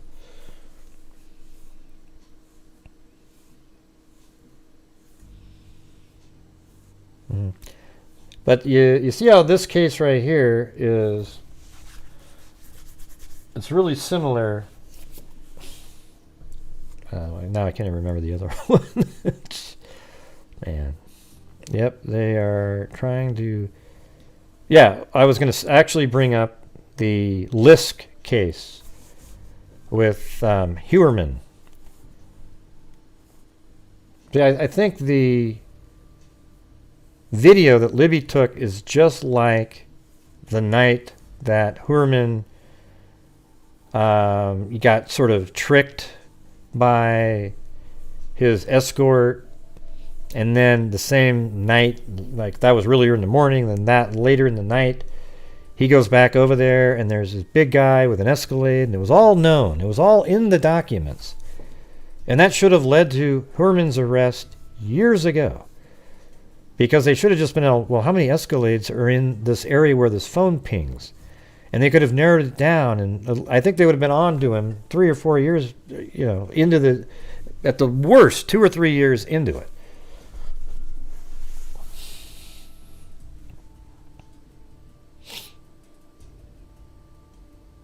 No, Avalanche. Sorry, not Escalade. But anyways, it's very similar. Like, they had that information, just like in the Delphi case. Yeah, it's so weird. Oh, man, the Delphi, it's just such a strange thing. Because there's two ways. That they literally were just simultaneously stumbled upon this even while the Wabash River was being searched. They were going through things. But I think it's just more likely that Kegan Kline led to the name Richard Allen. And then Richard Allen was looked up, like, how come we don't have anything written on him? Oh, wow, here it is. A conservation officer. So I wonder if they have this main chart that they check off with everybody's name. So his name was checked off, but they couldn't quickly find the information on him. Then they were digging through files, and they go, oh, here it is, it's conservation officer. But I think his name got brought up because of Kegan Kline.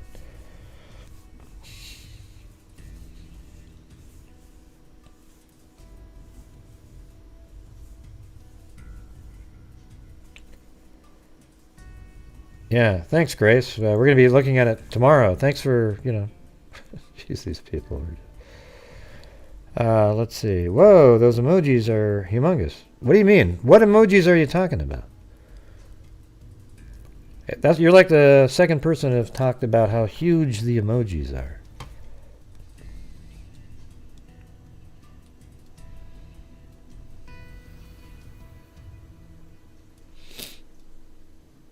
Yeah, everybody's going to know it anyways.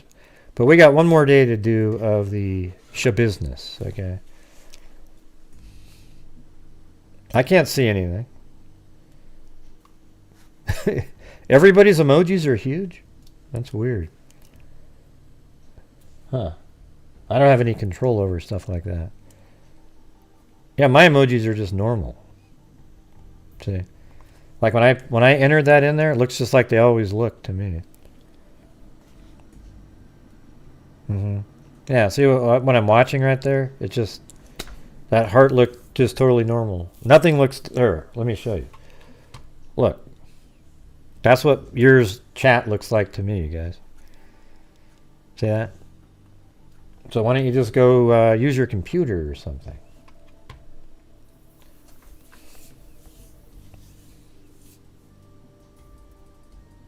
Right, but mine isn't. I just showed you, right?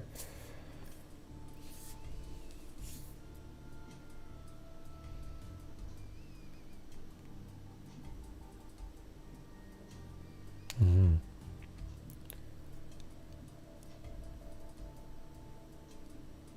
I don't even know what you're saying, Danielle, again.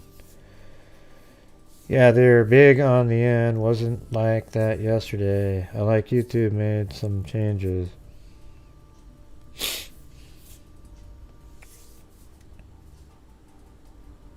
Mm-hmm.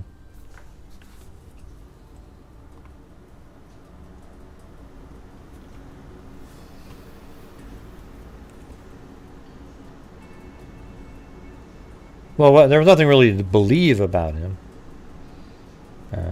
Amber, you know. I mean, he was just doing an interview. What was there not to believe? I don't believe any of his stuff about Ron Logan. I think he got fed a bunch of shit from some crazy YouTubers out there and believes it. The whole Ron Logan thing is... Ron Logan was a guy that, you know, not a great person. He, you know, I think he lived right there in that house. And they made it seem like he was at the crime scene. But if you look right over here, the cell tower is, right there, okay? You can see the shadow of it. So he lives right there. So, of course, his phone's going to ping, especially if it's a pie shape like this. You know, if he's in the same pie shape, they're not going to know exactly where he was. If he was walking around on his property over here doing things, it's going to make his phone look like it pings there. He was somebody that he wasn't supposed to drive because of his parole that he was on. So he wasn't supposed to drive, and he knew that if they found out that he drove, he'd be put back in prison. Guess what? That's exactly what happened to him. Yeah, please do, Quinn. Yeah. You're one of the least supportive people I've ever seen. Let's see. Sort of tragedy for Ron Logan, murder scene on his land, screwed up his probation. Yeah, died of COVID in jail. Yeah. Yeah, I don't think he's a great guy or anything, you know. It's wild. He said he was on platform 1. Wow. Yeah, he said that when he was interviewed the second time. Here, look. Here, let me bring it in. I don't know exactly where it is. Let's see. Well, maybe if I do a search for platform. There it is. Later in it, okay, right here. October 13th, 2022. This is just this last year. They stopped searching the Wabash River in late September. Okay. And then Richard Allen was interviewed again by investigators. He advised he was on the trails on February 13th, the same day the girls were murdered. 2017. He stated he saw juvenile girls, and earlier he said he was there from 1:30 to 3:30, right? He doesn't remember that he said that. Thanks, John Dunn. That's right. On October 13, 2022, Richard Allen was interviewed again by investigators. He advised he was on the trails on February 13, 2017. He stated he saw juvenile girls on the trails east of the Freedom Bridge and that he went on the Monon High Bridge. Richard Allen, so he admits to seeing those same 3 girls that say they saw a man wearing the blue jacket, the blue coat. He further stated he went onto the Monon High Bridge to watch the fish. Later in his statement, he said he walked out onto the first platform and stated he then walked back, sat on a bench. I think he probably did that. He's saying that because he thinks maybe they swabbed the bench, got his touch DNA off of it, on the trails, and then left. He stated he parked his car on the side of an old building. That's the abandoned CPS building. He told investigators that he was wearing blue jeans. So, by the way, everybody, Where is this? Are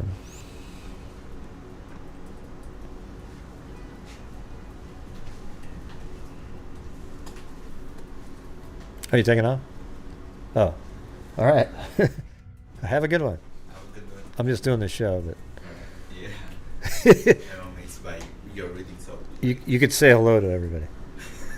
Say hello to the freak. Hello, freaks.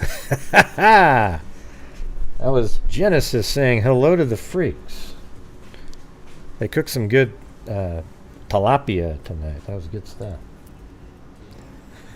That was pretty good, wasn't it? It is. Yeah. And thank you, Greg, for cooking it. Well, I didn't really. I just flipped it over a couple times. You did it. You've done your part. Yeah. It's good. I like Yeah. it. All right. He told investigators he was wearing blue jeans and a blue and black Carhartt jacket with a hood, blue or black. So watch this. Guys. Downhill. Guys. Downhill. Guys. Downhill. Yeah, you get. Just look what the guy's wearing in that picture. Guys. Yeah. So remember, we just had a darker jacket. So read that again. He said he was wearing blue jeans and a blue or black Carhartt jacket, so he was darker, with a hood. He advised he may have been wearing some type of head covering as well, and it looks a hell of a lot like the one he was wearing when he was playing pool. He further claimed he saw no one else except for the juvenile girls he saw east of the Freedom Bridge. So he doesn't say that he saw Sue, but let me go up and... There should be another... I guess hers isn't on there. Let me see if I can find it just by zipping through here.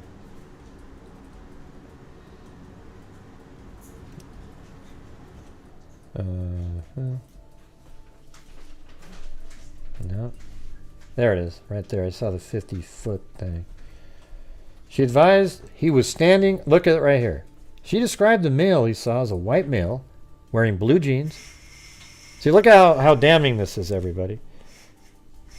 Look how damning this is. He said himself he was wearing blue jeans, a blue jacket, and he said he was standing on platform 1. This right here is the one person I call Sue. She advised he was standing on the first platform of the Monon High Bridge, about 50 feet from her, because that's right where if you don't go onto the wood part of the bridge, you just turn around.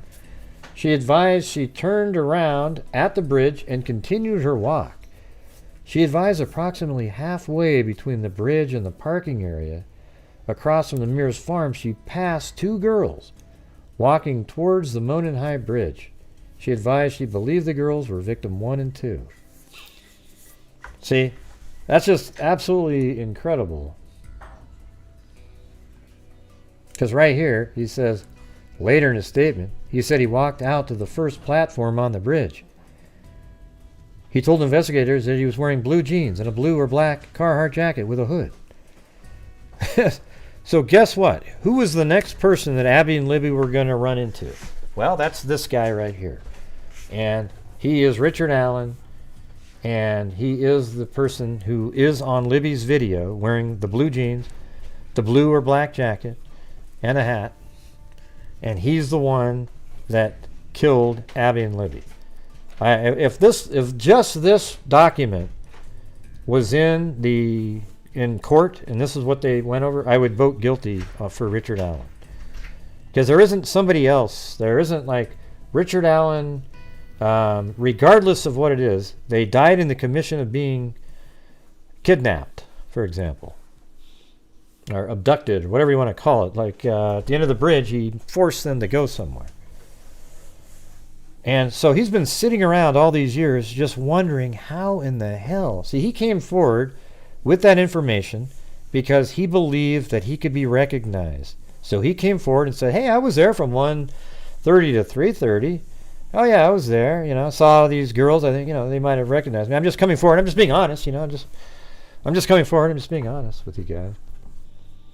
And that's where I always say the greatest move in the world would have been a conservation officer with some sort of an IQ that would have said, or at least the knowledge, maybe he wasn't given the knowledge, just to say, oh yeah, no, we know you were out there, Richard. We already checked that out. See this picture right here? That was you. We caught you on a trail camera. See this right here? And he would have went, oh yeah, that's me. Yep. Boom. Case over in 30 seconds. I mean, that would have been done because they know that was Libby's phone taking that picture. But he wouldn't have known that because he never knew that she was filming him when he was walking. Anyways, you guys, the phone lines are open. All right, who's going to call in tonight? There was somebody else on hold earlier when the other caller called. Yeah, I was just checking in on Lillian earlier. I haven't seen her for like weeks, you know? Or not weeks, but 7 or 8 days.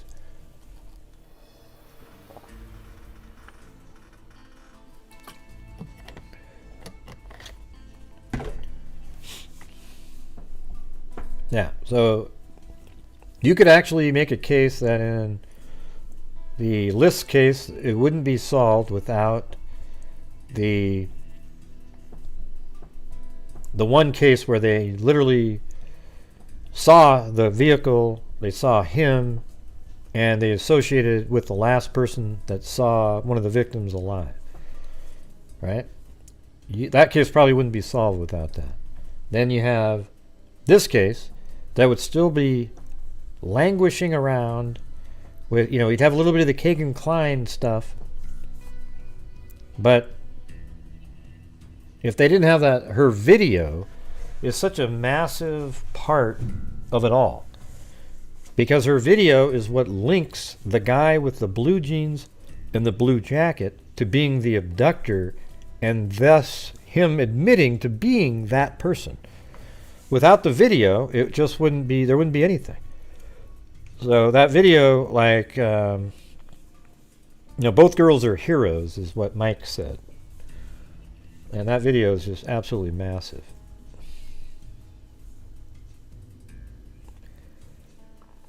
Yeah. Well, he can make phone calls.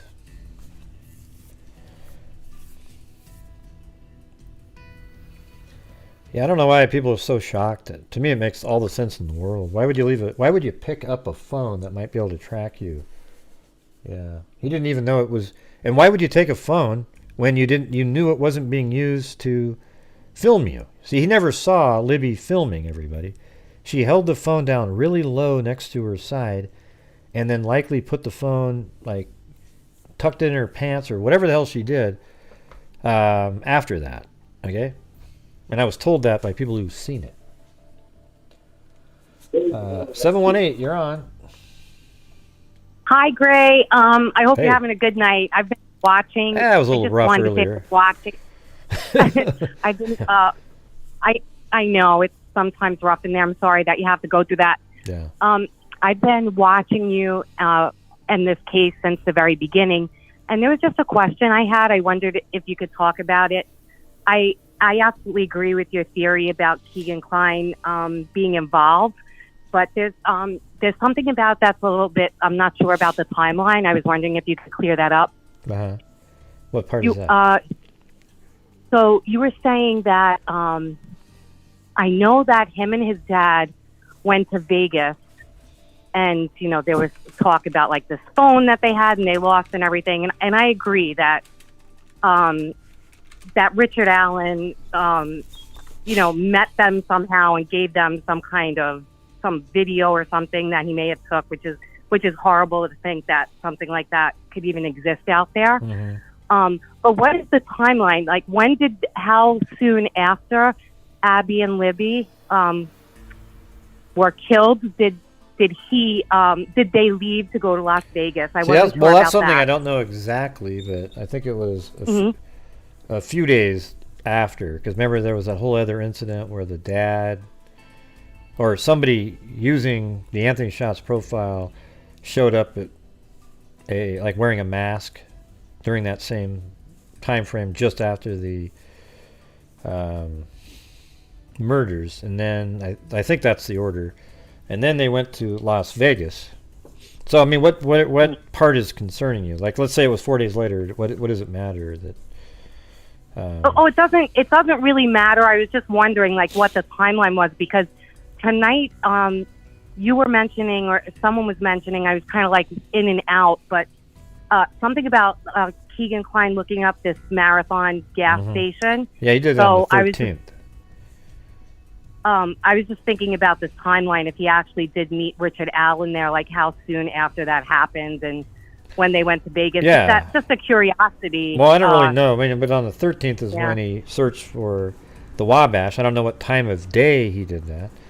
But, I mean, that was just on the Murder Sheet podcast. It mentioned that it was, let's see, what was that? Yeah, so I think that's exactly where he went. I mean, he went if he went to the Marathon gas station, I think he went there to pick something up from Richard Allen.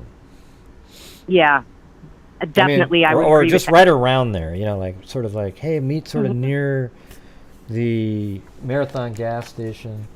And so let's say it was that same day. So I picture something. Well, here's what we know. See, this is what makes that sort of interesting, is that when Richard Allen leaves, he doesn't drive by that same camera again. Right? Because they would have said, oh, we see the same car drive by the, that, where the camera was, that all the different shots are on that I show on the screen? Do you ever I'm watching right so now. there's a camera right there that they picked him up coming in at 127, but not when he left. So now you can see when he's leaving, he comes around and he goes in here, and on the way home, he stops by the Marathon gas station. See, that makes more sense that way. So somewhere around here, and then let's say at that point he hands, this is just a theory, but it all kind of makes sense. Then he gives something to Kegan, and then Kegan takes off, and he heads off. Maybe he's even given the murder weapon, and he throws it into the Wabash River. And then Richard Allen goes back to his house, but Richard Allen also gave him let's just say it's the Samsung phone with video on it. Now he's got that phone, but it's a phone that Kegan Kline's never had before. But later on, when he needs to explain it, so anyways, then he takes it to Las Vegas, whenever that was, 3 or 4 days later, and he sells some sort of media to somebody that was on that phone. Then they come back home, and now it's been completely wiped clean. And doesn't that, it just tells you a story, like, it's wiped clean, and he just says, oh yeah, I found it in a cab, so I wiped it clean. Does anybody believe that he found that in a cab? Right. It just makes common sense that there's a connection there. That I think that Kegan Kline probably knew what was going to happen that day. I think that he was part of the plan, or they definitely knew about it. I hope that once this actually goes to trial, that all comes out. Like, I'd like to see all those pieces put together and cleared up. But thank you so much, Grace, for answering my question. I'm here in New York City, so I'm excited to hear your opinions about the Lyft case too, because that case, I've watched your coverage about it from years ago, and I'm so happy that they finally caught that monster. Yeah.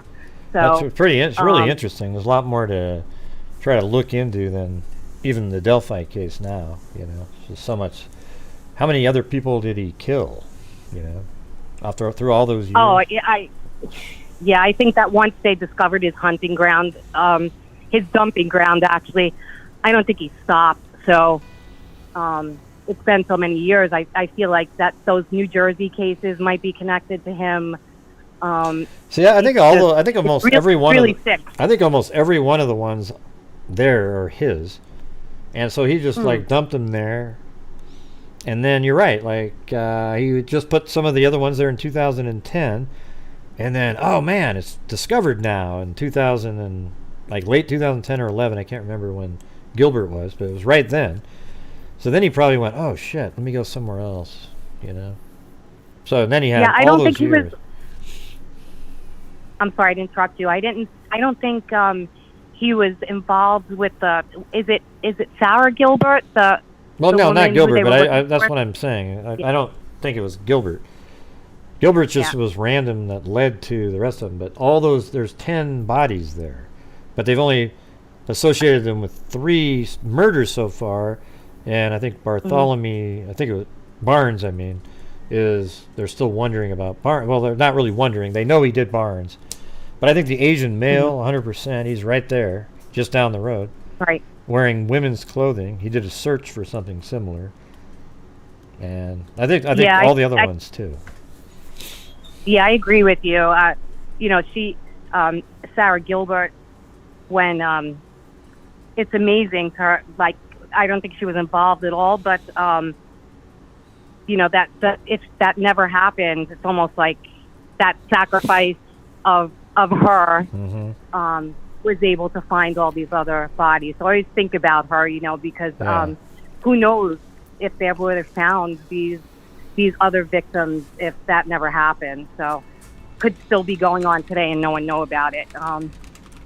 But anyway, great. I just wanted to say thank you for all your coverage and keeping to the facts. Like I said, I've been watching you for many years. I'm pretty shy, so I don't really chat or anything like that. But, and thank you for everything that you do for charity. I think it's amazing. And thank you. That's it. So you guys have a great night. You guys are the reason I'm able to do it and make an income on YouTube as well. So it's pretty cool. But yeah, we do a lot.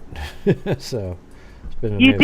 You do. It's amazing, everything that you do. So thank you for that. It's important to give back, and you do that all the time. So well, thank you. I really appreciate everything that you do, and thank you for your coverage. It's always interesting and always,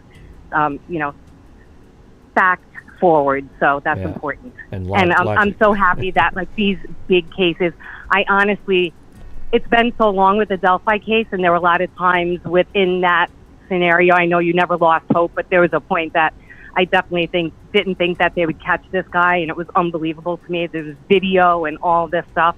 So, like when it broke the news that they had someone, I was so happy that that day finally came. Oh, it was amazing. I couldn't. All right, great. All right. Okay, have a good one. Thank you. I'm sorry I didn't mean to interrupt you. I'm sure it was a great day for you. You must have been so happy that day. Yeah. All right. Have a good one. Thank you. Have a good night. Bye-bye. Bye. Yeah.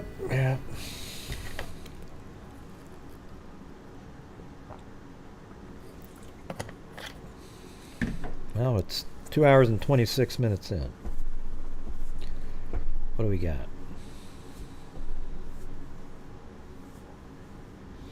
Yeah, thanks, Kate Brenton. I'm trying to have shows, though, where there isn't, like, just ridiculousness in the chat, where I can just have a smooth show. So I'm actually debating whether I should just make the chat invisible for me for a portion of, like, for hours, and then come back on and say, hey, did anybody say anything? Because it's just to the point where it's hard to get through a show without just, tagging me too. Hey, and it's just, Jason here, the moms of the trolls went downstairs to their basement and told them it's bedtime. Yeah, maybe.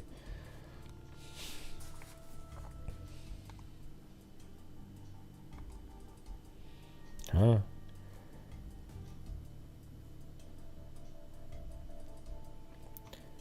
You're telling me today was Kegan's sentencing and Abby were never mentioned once.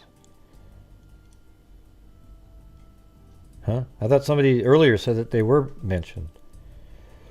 So Trisha McDaniel said, You're all telling me that today was Kegan's sentencing and Abby and Libby were never mentioned once and you all believe he's connected.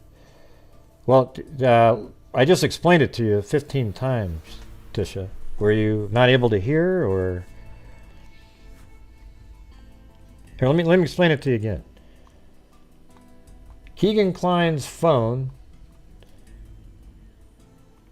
using the Anthony Shots profile, contacted Libby and Abby that day, and apparently they were at the bridge that day because The Anthony Shots profile was supposed to meet them. Now you're saying that the only reason that the catfishing wacko wasn't able to meet them is because some other random killer just happened to be there. What a bad day that was in Delphi. What a bad day indeed. Yeah, but it doesn't work for me, Simple Life Days. When I interact with the chat, that's when, especially, like on nights like this, that's where it works out for the haters out there. They love that stuff. They just live for it. And the thing is I don't really know a different way to act. I can't pretend when somebody says something really rude that it was just,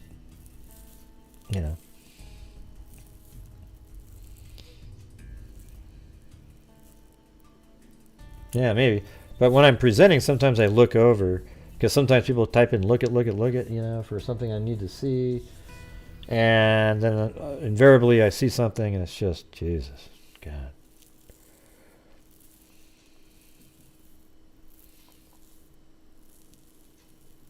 Yeah, well, the problem is I'd like to just have smooth shows.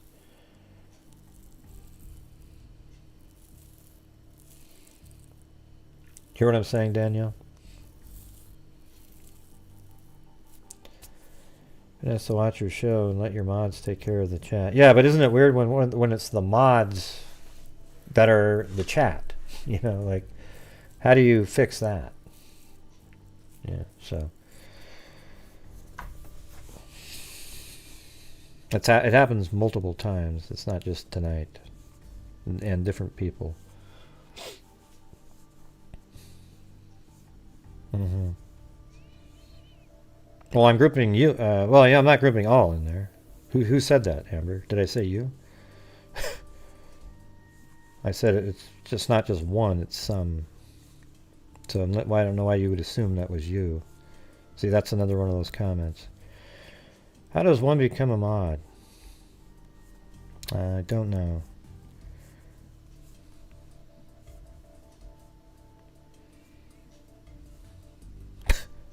You just made a comment like that, though, Amber. Isn't that funny? I mean, it's so wild. Obviously, I'm not talking to you.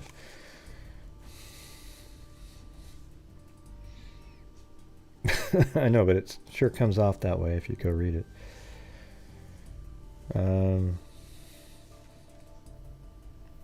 No, they don't get paid nothing. They're just here because they want to help out. So that's what's even weirder, isn't it? I don't even know. No, they don't get paid.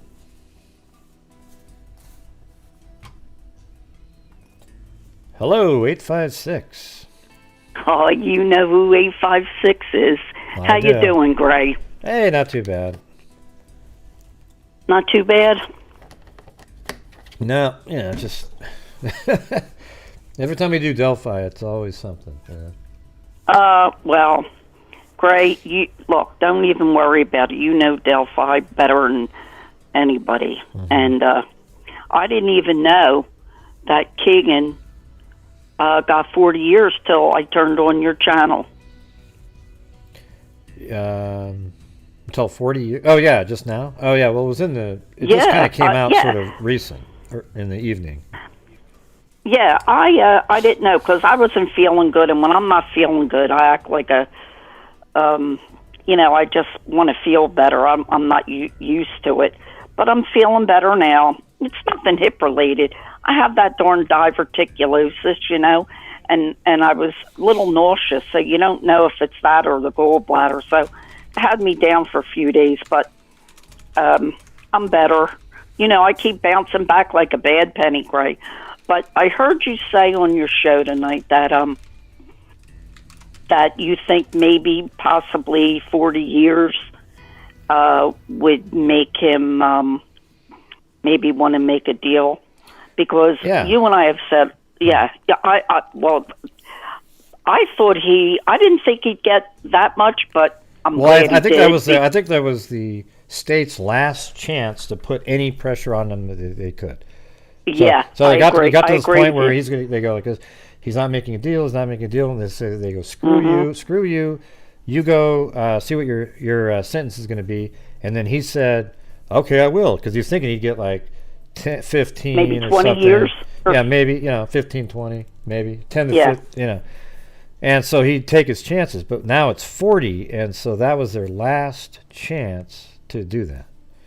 Right. And you know what? I'm glad they did, because you and I have both said, and I agree with you wholeheartedly. I just believe there's more to this than what's his name, Richard Allen. I think it's more of Kegan Kline in this ring, and they're just not talking. And hopefully, 40 years is a heck of a lot different than 20. I wouldn't want to do 10 minutes, let alone 40 years. Yeah, because he's not going to get even a chance for parole for 34 years. I think that might, and I think that's why. Listen, on a call earlier, I think you missed it. I actually was speaking to an individual named, I think it was Noe, who was on the same in the jail with him at the same time. Okay. So he was on here, and Carter was there today, right? So Carter, really? So Carter was there today, but guess who else was there? Jerry Holman. That's even more. I like Jerry. Yeah, but that's even more Delphi related. Yeah. Because it's like, why would Jerry Holman be there for? So I think there's some backroom something going on here. You know what, Ray? You could be 100% right. I really agree with you, because he's that's a lot of time for a guy his age. But he's such a pervert, and his father and all of them, that they really turned my stomach.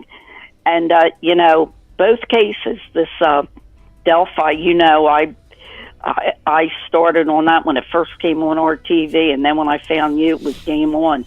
Your maps and everything. Well, with everything you do, I told you that, and you do just great work. Well, and the Gilgo Beach, Nancy and I have followed that case for years. And when I was on the street with New Jersey Transit, a supervisor on the street, not inside, I used to ride by that Golden Key Hotel all the time, because sometimes I'd get transferred down there for a month and whatever. And the whole Black Horse Pike at that area was nothing but hotels. Unfortunately, that was really, really seedy. And they say it was room 101 where they might have been murdered, the girls in AC, because it was the only one that had a back door. And it backed right up to that little drainage ditch. But I don't know, Gray. I kind of think that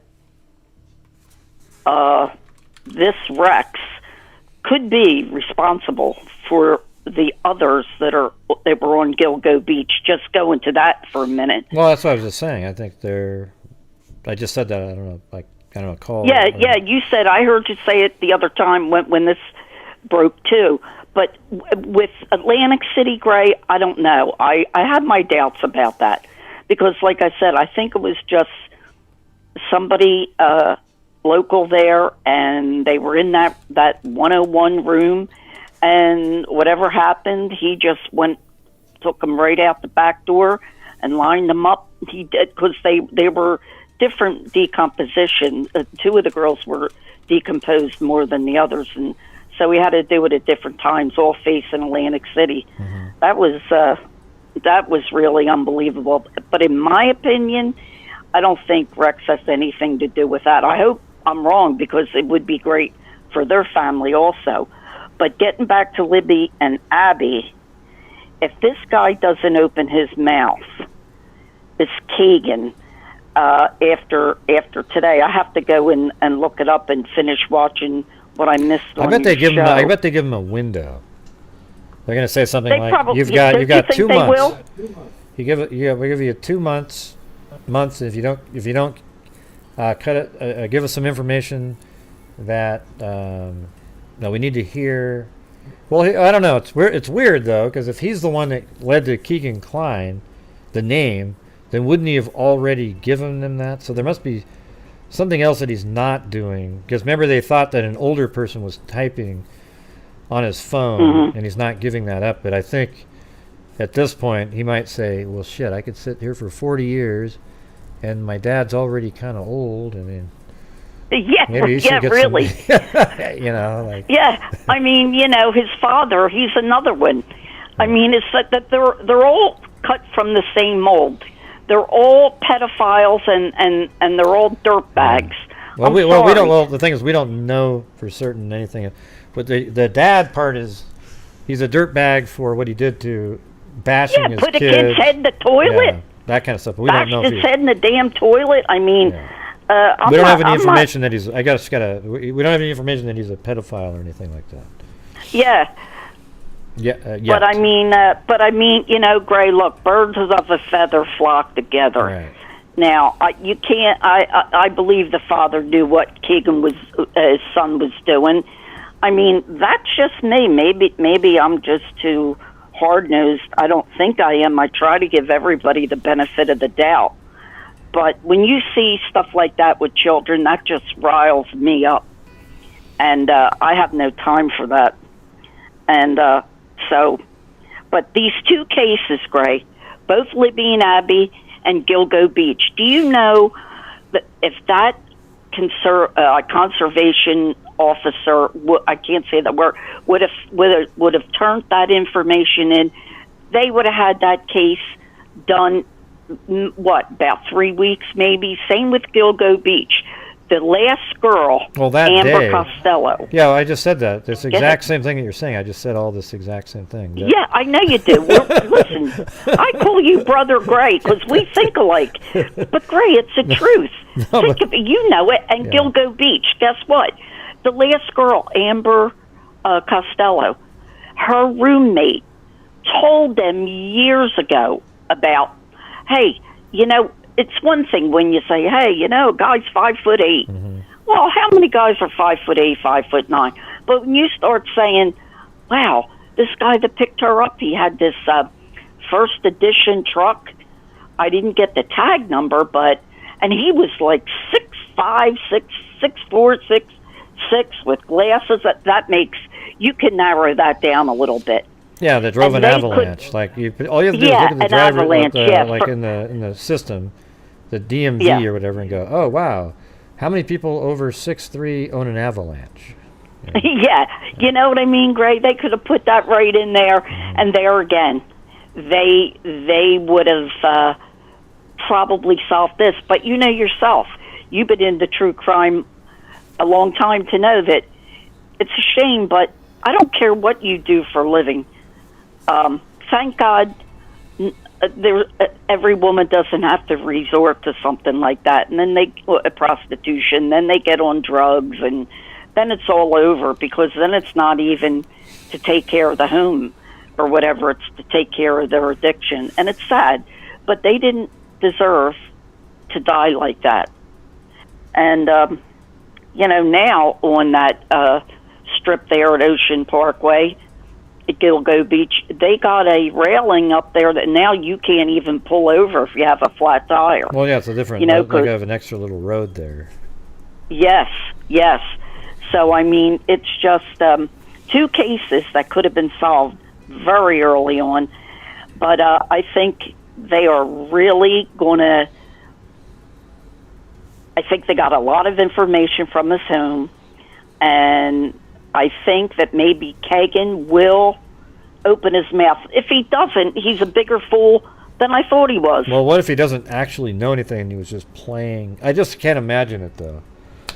But that his phone was communicating with Libby and Abby's phone, and he was supposed to meet them there that day, apparently. Yeah, that's right. That's what he said. Oh, my God, I was supposed to meet her that day. Gray, I just, if it doesn't turn out that he knows more, I would be totally shocked, and I know you would be. Yeah. So, but it was good talking to you, and Nancy's asleep. You haven't seen you for a few days. Where you been? Yeah. Well, I've been here. I haven't been feeling good, and I mean, I get on my tablet to check my see if anybody sent me anything, like my friends that I worked with. But I wasn't feeling good, and so I just. Well, I think Cindy J, her hip surgery went pretty well. She said she's like running around. And Oh yeah, it's not my hip. I have that diverticulitis or whatever, and I was nauseous. And Nancy was like, "You better get your gallbladder checked." How's your hip and doing I'm like, these days, though? My hip is good. Good. My hip is good. Yeah, I'm doing good with that. The only little hiccup I had was the groin was from me trying to roll over at night. I talked to Cindy about it. I was straining, and I had some muscle issue there. But other than that, no, my hip is good. So, like I told you, Gray, I spring back like a bad penny, thank God. So, but when I'm not feeling good, I gotta lay low. Yeah. But I missed you and miss you guys, and I mean, a couple times Nancy said, you know, I'm putting on Gray, and I laid here and listened to you, but I just didn't chat, but I couldn't hear as good as I wanted to when I'm on my tablet. I got you right here. Well, it's always better when you're around. So. Oh, Well, how true. sweet is that? It's true. So thank you. Oh, that's so nice, Gray. So listen, I told you before. Even when you say exactly what I just said, it's Gray, always better listen. when you're around. Gray, listen to me. I say exactly what you say because it's a truth, and I follow your I follow the case. Stream. Yeah. So so if I was some dumbbell, I mean, look, I'm not the smartest knife in the drawer, but look, if I called up pretty smart. and I said, "Oh, Gray, you're wrong. No way." Gray, you'd be like, you wouldn't take my call. Well, no, but I get those. I agree I get those. with you. Yeah. I agree with you because you make sense, and you and I said it so many times. If Kegan isn't more involved than his father, I'm sorry, his father too. If it's not more involved with the whole network there they have going on, I would be totally. I'll tell you what, I'd be so shocked. I'd donate my whole Social Security check. I wouldn't want your Social Security check. It wouldn't go to me though. But here's the thing though. It's like I'm just saying, everybody. What do you think the odds are that was such a bad, unlucky day that they just happened to not meet up with a pedophile catfisher, only because a random serial killer-like person killed them? I mean, that is just, to me, that is outlandish. Gray, it's ridiculous. Yeah. It don't even pass the smell test. Come on. It's crazy. It doesn't even make any sense. That would be like you and I hitting that mega ball lottery that was going around that one of us would have won. You know what the odds of that are? You know it. It's like, my God, if you won it would be a major, major miracle. No, I'll never buy that in a million years. I'm telling you. He was there because he knew from who else that those two girls were going to be there. Yeah, I think he knew exactly when they were going to be there. That's why he just happens to get there about 10 minutes before they get there. Yeah. How about that? How about that, Bray? Now, was it only going to be to kidnap them and make a film, but something went really sideways? Well, I think the sideways might be what the film was. I mean, who the hell knows? But it could be a snuff film, and that's actually a thing that's out there with little kids like that. It's ridiculous. But. Yeah, and that's why I say, well, we'll have to stay tuned and see what happens with old Kegan Kline there. And I'm just happy that hopefully it might be coming to an end when we go to trial. And we'll, with Richard Allen and all. Mm-hmm. And then this Gilgo Beach, we'll see how that pans out. But it's just a shame that because of the sex workers, I don't think, and you know, Gray, that one captain or whatever it was, he was caught having sex in the police car with a sex worker, and this kid that broke into his car got a bag and it had all sex toys in it. So he didn't want the FBI on that. He did, because he was doing the same damn thing. And then when he got arrested and they got other people involved, then they said, look, we're going to look at this case now with Gilgo Beach and we're going to solve it. And they did. And this I forget his name. He's an African-American man, and what a nice guy. He was hugging the families. I saw it on the news. Yeah, and you probably had it on too. I'm glad he got into it, because that other guy was another scumbag doing what he was doing and letting this case fall by the wayside because he didn't want to get caught, and he just got out of jail not too long ago. So it's just very sad. It's been about 17 years going on it for Atlantic City. So I don't know, Gray. I'm going to put me on record for saying I don't think Rex is involved in that one. But the other 10 on Gilgo Beach that were dismembered and everything, yeah, I kind of think, unless. So, I mean, could you see this, Greg? Maybe you had a connection with some other killer or something, but who knows? Yeah, here you go. Yeah. Here you go, Greg. Hey, listen, don't use this dumping ground right here. This is my spot. Now you got a guy dumping a body and saying, okay, dude, I'll move down here a little bit. I mean, I don't know. Maybe I just think he's the one that put all those bodies there. All the way from back, even the 90s people. Yeah, because you don't know when he started. Was he in his 30s? Most people don't start at 46 years old. He was born in 63, so 93 is 30, and I think it was even later than that. He was like 35, right in the heyday, right when you're really picking up pace. And then, I don't know. He was born in 63. And I don't think he stopped. Do you? No, I think they do sometimes, but I think there's just other dumping grounds out there. Me too, because you know why? He kept looking. He kept looking. Nancy I woke her up talking too loud. Here's the thing, Greg. Mm-hmm. He was doing some searches, which you know about Gilgo Beach, what they were doing, how come they haven't caught the guy. So he was keeping tabs on it. So he knew he couldn't go back to the same place that he was comfortable with. Pulls over, goes in his truck, boom, throws them out, puts them right in the weeds there like the poor girls are trash, and he figures, hey, I got to find another spot. And I'm sure there's plenty other places. And you know what I read, Gray? That he had I'm not talking about that safe that he had with all those weapons in there, or those 290-some guns. Mm-hmm. They said he had an underground walk-in vault. Yeah, not the one where the guns were, for him and his family. Now, what was that about? Well, who knows? Maybe he was using it for something. Here he is, an architect, and they said he had mother issues. Maybe he did. His father passed when he was 11. So, and if she was as domineering as I read, maybe, not saying that's an excuse, but he might have had issues with his mother, and maybe there was a love-hate there.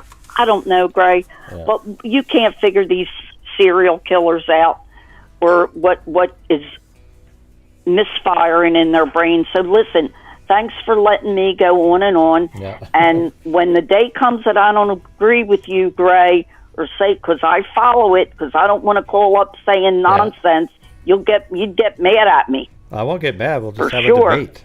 I'll convince you. Gray, I don't want to debate with you on a good day. Yeah. Because you'd beat me. No way. No, you got going on. I forget half the shit that I try to remember. So listen, thank you. Keep doing a good job that you're doing. And the freaks, you guys are tremendous.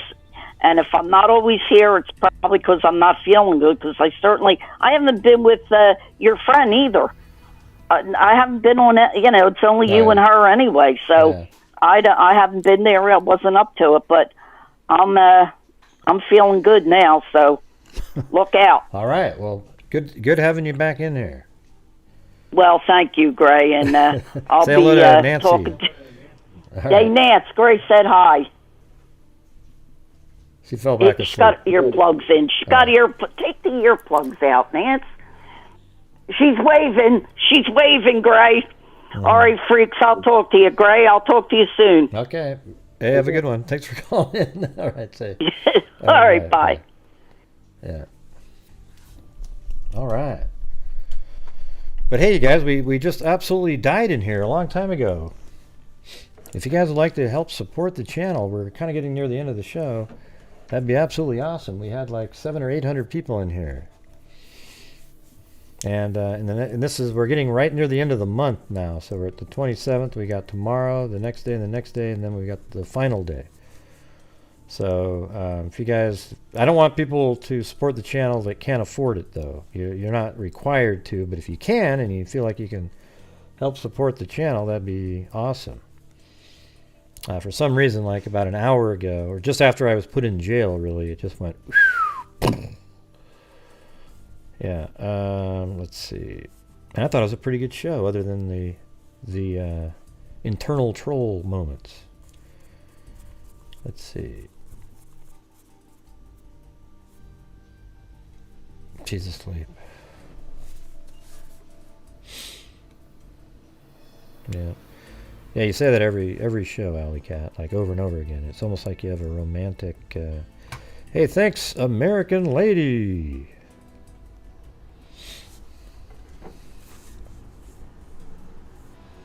Somebody sent me screenshots. 2 different people sent me screenshots of the large emojis. Yeah, those are pretty big. They take up the whole screen.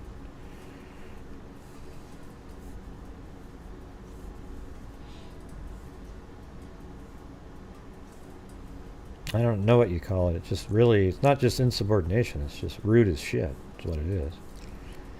Yeah, it has nothing to do with insubordination. It's just.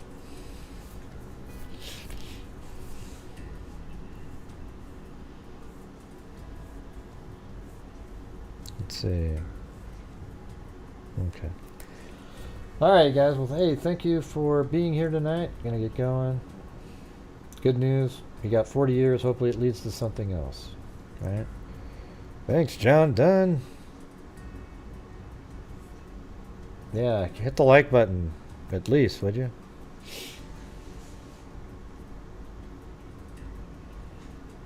One of those crazy nights in here, though. Hey, thanks, Run the World.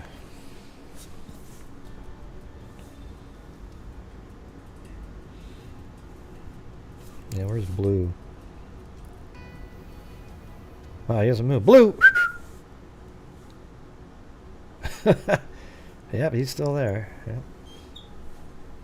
Little bit of a delay on the... That shows you what the delay is.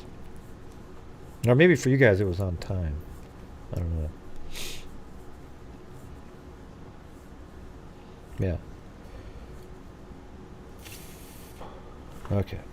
So let's see. We got... thank you to Dobby Smith, Eugenie, Danielle, Zozo, Amber Maiden, Linda Howe, Allie Cake, Nicole, Yubba Dubba Doo, Nicole, the Velvet Army, Cape Breton, Drone Pilot, Cheryl, Ben Hillis, Kelly Snyder with the Only Cat Eye, thank you very much.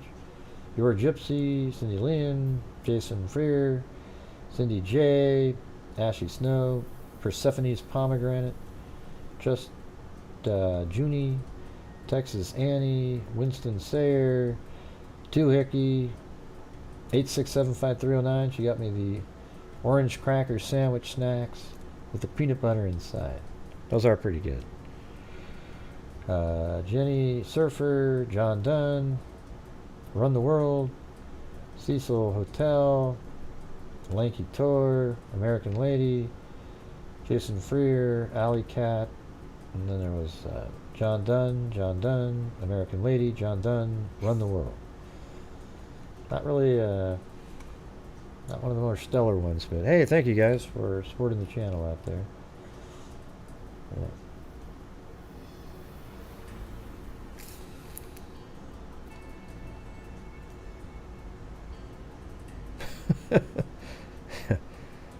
Yeah, pretty strange though, Alley Cat. Pretty weird.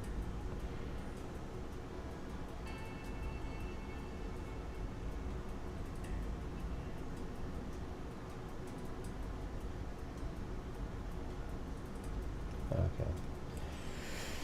Alright, anyways, thank you guys for being here and helping support the channel. We'll see you guys tomorrow. We're going to finish off the Shabusiness. And, you know, that'll be it for that. And then I thought after that I'll play the congressional alien hearings on a day. I want to watch those things. Yeah. That seems interesting to me. So, anyways. Thank you all for whoever was donating out there. Appreciate it. And what you're doing is you're just donating to my channel because there is no income on YouTube. For live streaming, and so everybody that's helping is actually just supporting the channel for what I'm doing. The live streaming on true crime, there virtually is no income, there's no ad revenue of any kind, and so that's it. And then at the end of the month I take a large portion of my income. It's not something that I have to do or anything like that. And I give over 50% after I pay taxes to true crime related charities. And we usually do, like, Knick-Knack has got over 20,000. Rain, around the same thing, 20,000. Texas Equisearch, over, you know, right around 20. So it's like 60,000 for those three.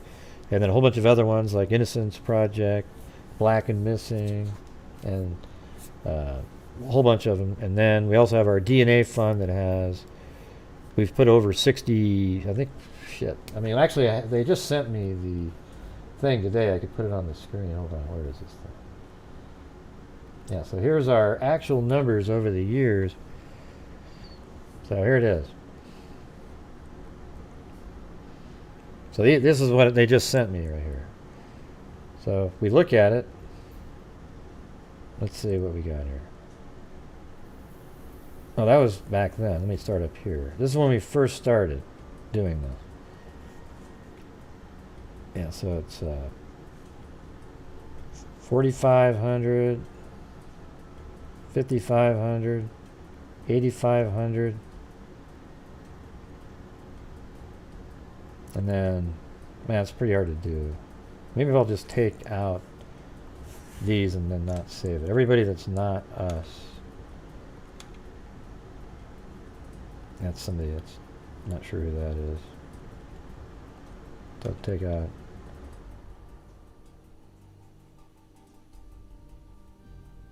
Alright. Take that one out.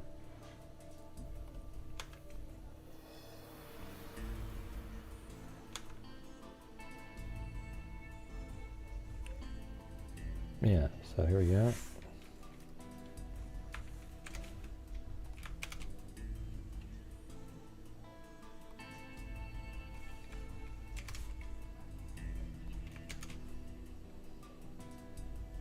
I think I just did that and that. Oh yeah, and then this.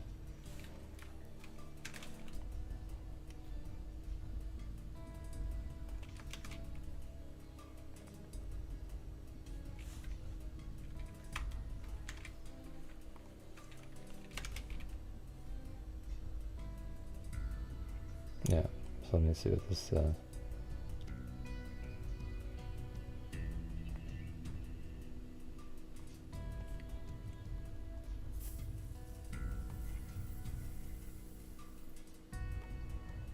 I feel like I'm missing someone here. Where's the one right there?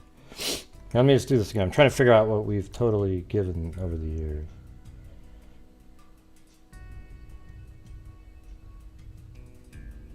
Yeah, so I'll take that. Let me put it over here.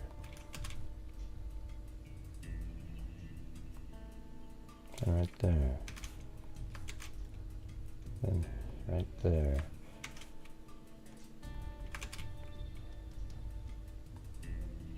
And then not that one. And there we go.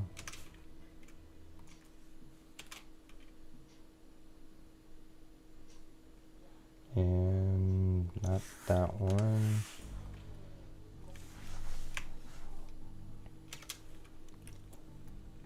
Okay, let's see what this is.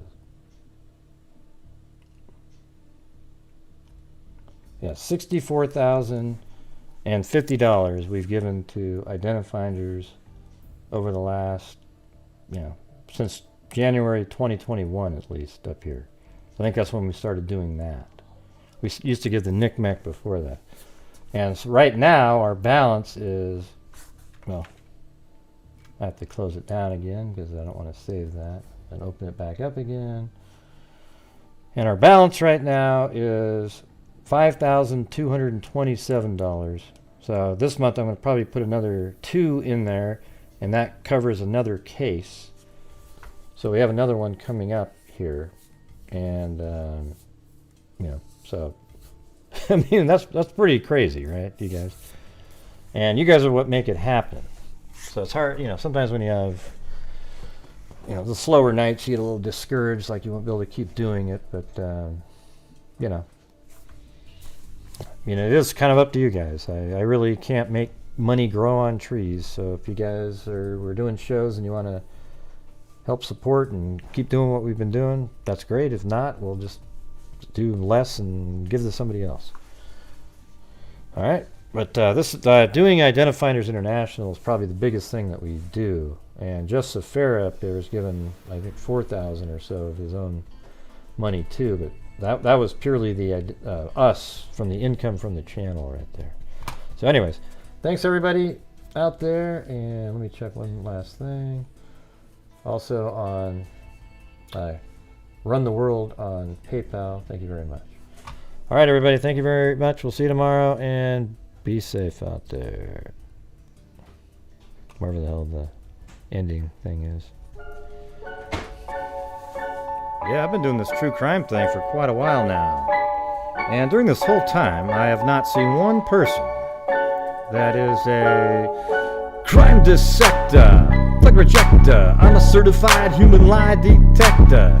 Gonna get ya on a stretcher if you try and play me like an old projector.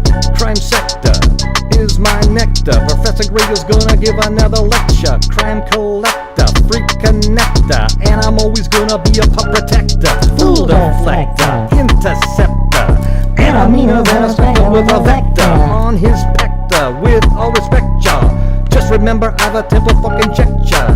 I have no agenda, I'm no pretender, and I'll serve it to you straight without the blender. And in the end, I'm gonna send ya on a mission to reveal the true offender. All right, everybody. Yeah, so I'll just get right back Thank to work. you. Talk to you. Yeah, thanks everybody. Be safe out there. Good night, everybody. Gee. That's right.